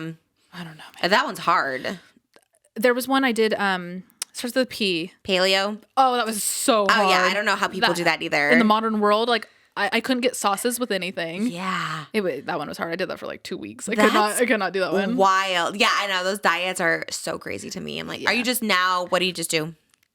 I guess intuitive eating. Oh, whatever I feel my body wants in that moment, I go eat. I love that. I always like hear so much about intuitive eating. And I'm like, that's amazing. Yeah. I love the stuff you eat too. You should be a food vlogger. I feel like, I know you said you cook. I'm like, that is so your calling, because all the food you did have like on your TikTok, I was like, that looks so good. I do try and film it as much as possible. And I often wish I had like an assistant that could just film it while I do it.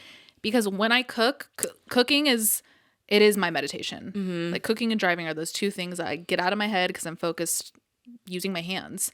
And if I had somebody to film it, it would be so much better. But I just don't think to grab the camera. It's so hard to set up shots too, because you have to angle it at the pot, and then you're cutting in your hands. It's just like a lot. And I have to set up the camera, but like something's on the burner. Yeah, it's gonna like start burning. Like it takes double the time, because I was like into cooking videos too. I like love cooking. I love watching them. Oh, they're so good. Or like the ones that are just like keep it short, like on TikTok. It's like so fun to watch. I'm so bad at it. That's what I'm saying about this job. I'm so bad at filming. I'm so bad at like I cooked an amazing steak for us the other night. What you saw in the story. Yeah. It was so good, Trisha. It was like one of the best steaks I ever made. We finished eating and she's like, dude, you didn't even vlog it. And I was like, oh, like. And not even for TikTok? You could do quick on TikTok. I just don't think about it. I'm so bad. Especially steaks. That is like the one thing I feel like we can't cook. It's like, and not that we can't, it's just so hard. Do you do it like high heat? Like what's your secret? Butter? Medium. It depends on the cut of steak, first of all. Definitely something to consider. But medium high heat on a skillet, I like to do. A lot of people do like the searing method where they do it on the skillet to get like the crust, and then they put it in the oven to cook the rest of the way through. I don't like using the oven. Interesting. I don't know why. Wait, why? Are you an air fryer person? Absolutely. Through and through. I am very opposite. When people are like, stick in the air fryer, I'm like, how about put it in the oven? Like, that's weird. I don't know. The oven stresses me out. The air fryer stresses me out. Putting like raw steak into an air fryer, I was like, and then opening it, and it's like done. It's magic. like, so quick. I was like, what is that? It's like a plastic thing. You don't trust thing. it. No. Yeah. How does it work? Do you know the science of an air fryer? I wish. I don't know. Hot air. No. I don't know. I feel like it's like radioactive or something. It must be like not good. I'm like, if it's cooking it that fast in plastic, yeah, I don't trust. Oven's been around since like the 1800s, so I trust those. You're right. I'll do it if I have to. Like I use HelloFresh a lot, and all their sponsor. Stuff. Are you sponsored by them? I am. I love that. Good for you. I love that you get sponsors. Okay, shout out HelloFresh. Shout out HelloFresh. A lot of their recipes call for the oven, so I'll do it for that type of stuff if like I'm following a recipe. Yeah. But when I'm making my own stuff, air fryer, yes, but most of the time I just like cooking on like skillets. I like sautéing things and frying things, and I like to be able to touch it the whole time. whenever I put things in an oven and I walk away, like I don't trust it. That's I'm like, true. I need to watch it. Yeah, and it can cook fast, and our oven is so hot. Like things cook so quickly It's so inconsistent. Yeah. Yeah. I feel like I love cooking. I'm like such a when you do your skillets, do you do thick or do you thin? Like, do you have like a thick one, like we can make sauce in it, or is it like more like a shallow? Oh, I see what you're saying. Because it depends on what. I use Hexclad. That's the brand. Hexclad, yeah. Is it stainless steel? I think they have their own. It's like their own technology. We have it? Wait, what is it? Hexclad. Oh. It looks like like hexagons. Yeah. All like in the inside of it. Those are really nice pans. They're expensive, but like they're great. They really tapped into some new science with cooking. I wonder where we got ours. Why we got ours? Because we're not like we don't know brands. I don't know where did we get ours from. You just bought everything that was online when we went. You probably saw it TikTok. You're like, yeah, I get that. Well, I like the Le Creuset. Or is that how you say it? I have no idea. I just got one for Christmas. Ooh. It's my favorite They thing. really are so good. They're What did you get? So cool. A skillet or like a Dutch oven? Big Dutch oven. I guess that's what it is. Yeah. Where you can like boil water in it and stuff? Yeah. It's like, I think it's like 7 inches deep or something. Alex got it for me for Christmas. Oh my God. That's growing up is getting those type of gifts. Yeah, it's so true. I was like, thank you so oh my God, and what a great friend. Oh my God. Well, I guess you guys do the podcast together. I feel like podcasts like bonds. It's like you're like, okay, we're making money together. Let's, get each other a car or something. Right. I need to step it up for Oscar. I got him a Taylor Swift sweater. I'm like, God, you guys are buying each other like Crusades. I mean, it'll come. I mean, we've been friends for 20 years. And we've been doing the podcast 4 years. So like maybe in our 4th year. And we live together and I cook all the time. So she totally got it knowing that she will benefit from the recipes that are going to come out here's of it. A new, I thought about getting him knives because our knives are getting dull. I'm like, I think you need sharper knives. And you're like, to cook for me? Yeah. Literally, I love to cook, but he's a better cook. So I'm just like, all right, I'll like let it happen. Cooking is just so great. It's just so much better. We never eat out. Like when we have to eat out, I'm like, ugh, I don't want anything. I'm like, I'd rather just go home and eat. I still love eating out though. Well, you're in New York. Right. I love like sitting at restaurants and like, I love the experience of a restaurant. When it's nice, like we go on like our date nights, we'll go to like something nice. We went to Tao the other day and it used to be so trendy. I think I were only just went. talking about Tao. It's weird. Wait, do you guys like it? Are you into Tao? I have not been in probably 6 years. Me too. I have no idea. It was literally the only time I've been was with David. Maybe we went. I remember one time there was a big table. Yeah, it was someone's birthday. Yeah, and it was like just pass around whatever you got. You couldn't really. Oh my God. I think we just crossed paths so many times and like never knew each other until now. know. And I just remember being that one time and it was like so trendy and everyone's wearing like cool outfits and everyone's like, oh, Tao's the place to go. Everyone's taking pictures. We went and it was like I literally like 2 weeks ago we never gone to Hollywood and we went and it was just like kids, like parents with their kids and like it was like empty. I don't know. We went at like 6 o'clock. Maybe that wasn't like the time to go. Maybe it was too early, but I was just like, I was like dressed all. Well, I wasn't that trendy. I looked pregnant, but I was like, oh, I'm gonna have to fit in. And I was like, yeah. I was in like Fashion Nova. I was like, whatever. But I was shocked. I was like, I thought this was such a cool place, like an it place, and it kind of not is anymore. LA feels so different. Like now Does visiting it? here, Coming back. Yeah, the places that used to be so poppin', I'm like, God, they're either shut down or they're dead. Like what? Like which places were you guys going to? Like eating clubs? Were you a club person? I don't know. No, eating. I mean, I've been to clubs, but yeah, and I wasn't either. I don't know. I think like my second half of living in LA, I mean, it was after the pandemic, so we kind of just stopped going out, honestly. Just stayed in. Yeah, stayed in and house parties. I think that's my favorite part of LA. Really? I love the house parties? I don't think I've ever been to one. I don't know how you get invited to them. I'll take a house party over a club any day. How do you know about it? I don't know. I guess it depends on the house party. Are you like on a Discord or something? Like I don't understand. Or like a close friends story, or like come over to the house. Yeah. I guess house parties are a thing. I've never once known about house parties. Like never been to one. I don't think I've ever been to one. Throw one.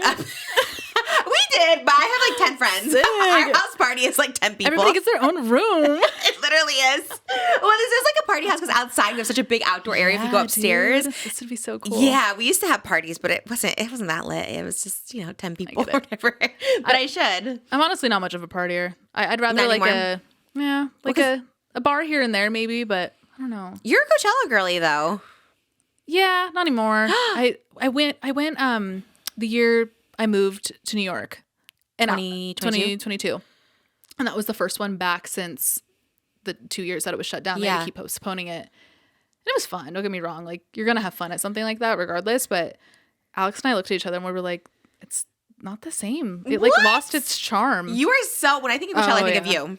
I get that a lot. That's like you're the Tumblr girl for Coachella. Like you are the poster girl. That's wild. And now you're like, I'm over it. I'm kind of over it. It's so different. I sound like one of those like festival snobs, but like it really is What different. is different about it?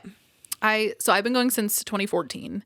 Wow. Before the influencer. And it like even back then, people wore whatever they wanted to wear. It wasn't this like fashion show and brands and like all these parties outside the festival. It was just the festival, the food, the music, and the grass. And like, I literally went barefoot my first year. Like it was like for the festival, and now it's like the Grammys. Like it's people are getting so done up, glam teams. I'm like, oh yeah. When I went my first 2 years, 2 years, I car camped. Like what is that? Exactly. I don't know. I've never been to Coachella. So outside the festival, they have this big lot, and you buy a car camping pass, and it's like a parking spot that's like 30 feet by like 15 feet, and it fits your car and a tent. And you literally just camp outside the festival. So you go party all day, and then you come back, and they have showers, but they're like trailer showers. Like they're not nice. So no one's showering? I love that. You do, but like the vibe. Someone's like, come on, hurry up. Like you have like 2 minutes to like rinse off the layers of dirt from the festival. Sounds great. I used to not like showering. I mean, now I have a husband, I shower, but I used to like I used to only shower like a couple times like a week. Hey, whatever. I was like, I'm not getting dirty. Nobody's seeing me. Yeah. I get it. I have those weeks where I'm like, I haven't left the house in 4 days. Yeah, like I let should me probably shower or shave. Are you a shaver? Not to get personal. No, literally, whatever. I was just saying, I shave my arms. My arms are really You hairy do? naturally. They're stubbly right now, but I meant to. What? They're so smooth. Kinda. They're a little stubbly. Oh my god! I feel like you're a person who wouldn't shave. Thank you. I mean, no, like I get that vibe out. You're not wrong. You're not. That weird. No, because it's very in right now, right? People just like not shaving the armpits, and I'm like, and I think it's great. I just am because I'm bigger. People already think like, ew, she's unhygienic, so I can't. But I would if I was like looking like you. I'd be like, I'm not. I think Tana also talks about like never shaving her legs for like a week at a time, and I love that. It just depends what I'm wearing. Yeah, I don't know. It depends on my mood. Okay. I shaved today because I was like, my armpit might slip in one of these. Like I love cameras. When people don't have like when they don't. I love it. Like I wish I could be that person. I have to like shave every day, otherwise I'm like, oh, people think I'm disgusting. But I typically let it bang. It's just it's hair. Who cares? Yeah. If people think that's gross, then they need to go get a hobby. I think they should bring back the bush. I think they should love too. It. Not on me again. Not on me. Mine's very wide and very puffy. So it just looks like crazy. It looks like this wall. I was going to say you're describing the podcast. I should dye mine like this. It would be big enough. It would probably be the big of this. Wait, that'd be really cool. Pink and white. That's actually a good idea. Inspiration, my podcast head. Yeah, just bleaching mine. I like the idea of it, but yeah. I wish more people would. Let's start it now. You guys heard it. You heard it here first. Bring back the bush. I mean, people did it in the 70s. I guess they got more crabs back then, but... Is that why shaving happened, do you think? I think so. It's like lice in your pubic hair. I think. I never had crabs because I never had pubic hair, but... Oh my God. Yeah. New fear unlocked. Now I'm like, I'm going to shave forever. Yeah. Well, even like lice in the hair, when I go to movie theaters, I like put a hood up. Like I had lice as a kid, so I think I'm a little traumatized. I had lice when I was a kid. Did you? It was 7th grade, and I remember my family and I and my friend Cassie, she was like my best friend at the time. I was super like emo back then. I had like jet black hair. Were? And like, oh yeah, I'll show you pictures. I love that. And I had like the swoopy bangs and like just the angst, right? And we're sitting at the table, and I think it was my sister or someone was like looking at my hair, and she was like, Kristen, and we're at a restaurant too, so she's like trying to keep it low key. Oh no. She's like, were you there? You're like shuddering in horror. No, okay. I was like, oh no, you're traumatized. But you might remember this time of our lives though. But she was like, I think you have lice. My mom was pissed. She was like, are you fucking kidding me? At you or at the girl? At me. Oh. But like, what? Sorry, I got lice. Like I put it there. Whatever. That's another issue. Yeah. My parents always yelled at me too if I like pooped my pants at 6. Like, why'd you poop your pants? And I was like, my dad. I was like, sorry, I'm a baby. Yeah. Like, what do you expect? See, I think we have more compassion this generation. You're right. So she's like, what? We get everything to go. We leave the restaurant, and she's like looking up things to do. Like we went to CVS, got like a lice kit, it's like the tiny thin tooth combs. Yep. It wasn't working. Like we had it really bad. Shampoo, they have it. Didn't work. And my sister was like, just dye her hair black again. Oh. And we put black dye on my head because I was doing that every like few months anyway at the time. Killed it. They were gone. Wow. So if you get lice, dye her black. No way. Yeah, like Revlon $2 box. It kills it. It killed it. Would the bugs just fall out then? They all died, and then we did the comb and got all the dead and then bodies. got it. Oh my God. We just cut my hair. I could do like, we had Princess Diana cuts. We were just like so short and stuff like that. Oh my God, you went like pixie? Oh yeah, because we couldn't get it out. My sister had the pixie. She had the Princess Diana and she was like 6. I had like a Uma Thurman, like super short, like bob. the cheekbone. Yeah. And I was like, I gotta 10. see a picture of Oh my God, I'll show you. I have so it. It's traumatized. It's why I like love being like ultra glam, because I'm just like, I was so traumatized by short hair. But that's interesting. I guess bleach would probably kill it too. Like you bleached your Probably, hair. yeah. I think just that like intense ammonia, maybe. I don't know. Lice tips with Kristen. Yeah, lice tips. There you go, guys. But it's common. People never get it. forget it. I know people. We did a lice check at school and they found it. It was very embarrassing. I had to go home. Oh, Yeah. at school and put you on blast. Yeah. Did you not have that where you had to line up and you all get checked? I do remember that, but Yeah. I guess that's not how I found out. Well, that's good. That's a better way. traumatizing. Yeah. They're like, Trisha has lice. Literally. Like, announce Oh it. yeah. They're like, you have to go to the office, and then everyone knew, because then I came back the next day with a cut. Oh, So yeah, I'm lices. gonna cry. It was sad. I don't know where I got it. I was like, it's so weird. I mean, that's one of those things. Yeah. People are like, ew, you're gross, you have lice. It's like, it also could just be transmitted by movie theater seats or something that isn't gross. I know. I don't know where I got it, but yeah, it is. It's normalized lice, I think. Yeah. All right, It's guys. easy We're to really get making it. moves today.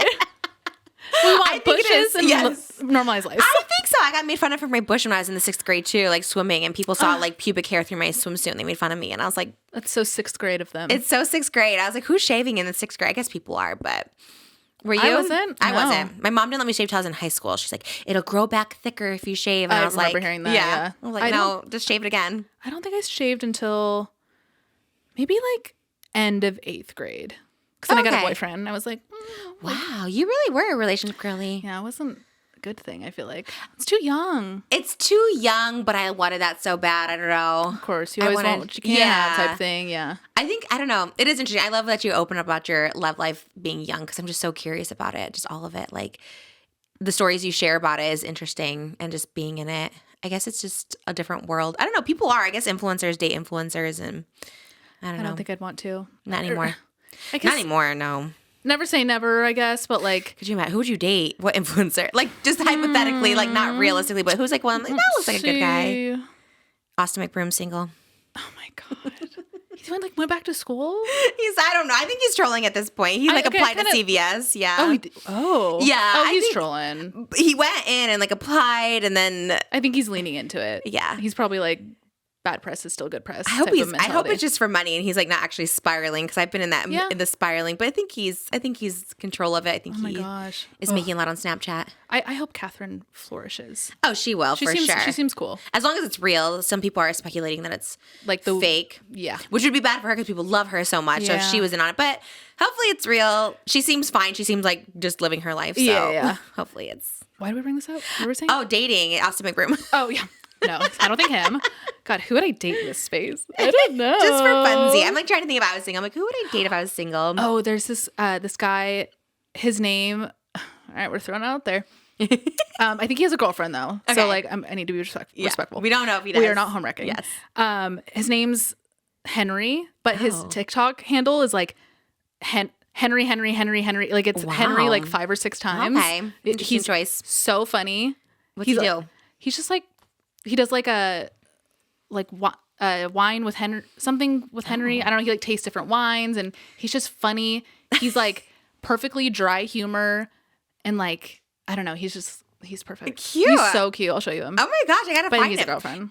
Wait, are you sure you don't know? I think so. I followed him on Instagram, and then I clicked on his story that day, and he tagged a girl, and it was like a cute picture of her. Okay. Like, you know. Well, it's always like a hypothetical. I feel like too. Like especially, I feel like dating the person like Scott. You know, it's just like so many people loved him, so it's probably like okay, it's like a hypothetical thing. Did you ever feel threatened? Right. No.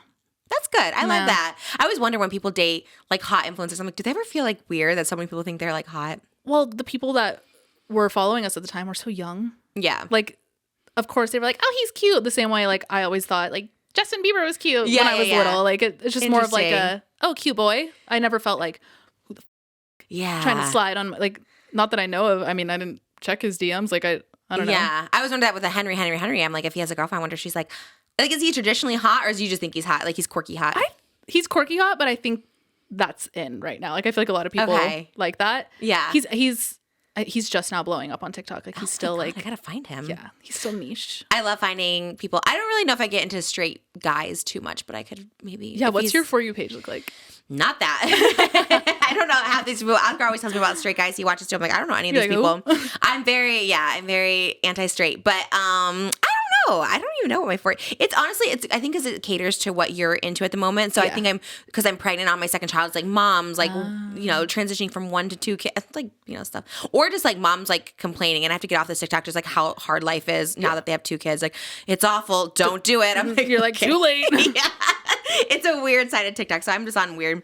Mine are just like normal people that just tell their life stories and they expose everything about their husbands, about everything. I'm like, wow. About their husbands? Yeah. Damn, People put it all out there. I think, to kind of wrap this up, I feel like what we were talking about is like, there's that healthy balance. Don't put it all out there, I think, like, I don't know if you follow on TikTok, there's a bartender who put out, do you know who I'm talking about? And like that weird guy came home with her husband that night. Yes, I know who you're talking about. And she like put it out there, and then on the internet, it's like, he's awful, like, divorce him, he put you and your kid at danger. She's like, what are you guys doing? This is my husband. Why are you talking about him? I'm like, don't put it out there. You literally put every detail of that night out and expect no judgment. Literally, she's like, he's drunk. This guy's in her house. There's a baby sleeping upstairs. And I'm like, people just share. As someone who shared a lot on the internet, I'm like, maybe don't share too much. That's why, like I said, I try to pull away the generalized message of whatever I go through and share that rather than like, this exact thing happened. Like, then people just, they read into it and they don't know the whole detail. They don't know the whole context, and then it stresses you out. Yeah. It's just not. And then all the speculation. What is one thing you would tell people who are either influencers or trying to be influencers and they're struggling? You had anxiety, like struggling with anxiety. In the influencer space? Yeah. It's that comparison bug. I mean, it's easier said than done, but just try and drop it. And if you're a creative in the space, remember why you're doing it and don't chase the numbers. That's going to drive you straight to the ground. I think the creator space it's not a race. I think it's something like sustainable longevity is just so much more valuable than just going viral once or twice and like trying to live off that. Yeah. I think just don't like sell out in that way. I don't mean just saying like don't sell out, like taking brand deals. Like, I take brand deals. That's how I make my money. And like, this is marketing at the end of the day. And like, there's nothing wrong with that. And I really enjoy that side of the space. But as far as protecting your peace as an individual, make that your priority and, network and do your things, but really keep your feelers on for who you're involving yourself with and what their motives are. That's great advice. I think that's the best. And lots of meditation.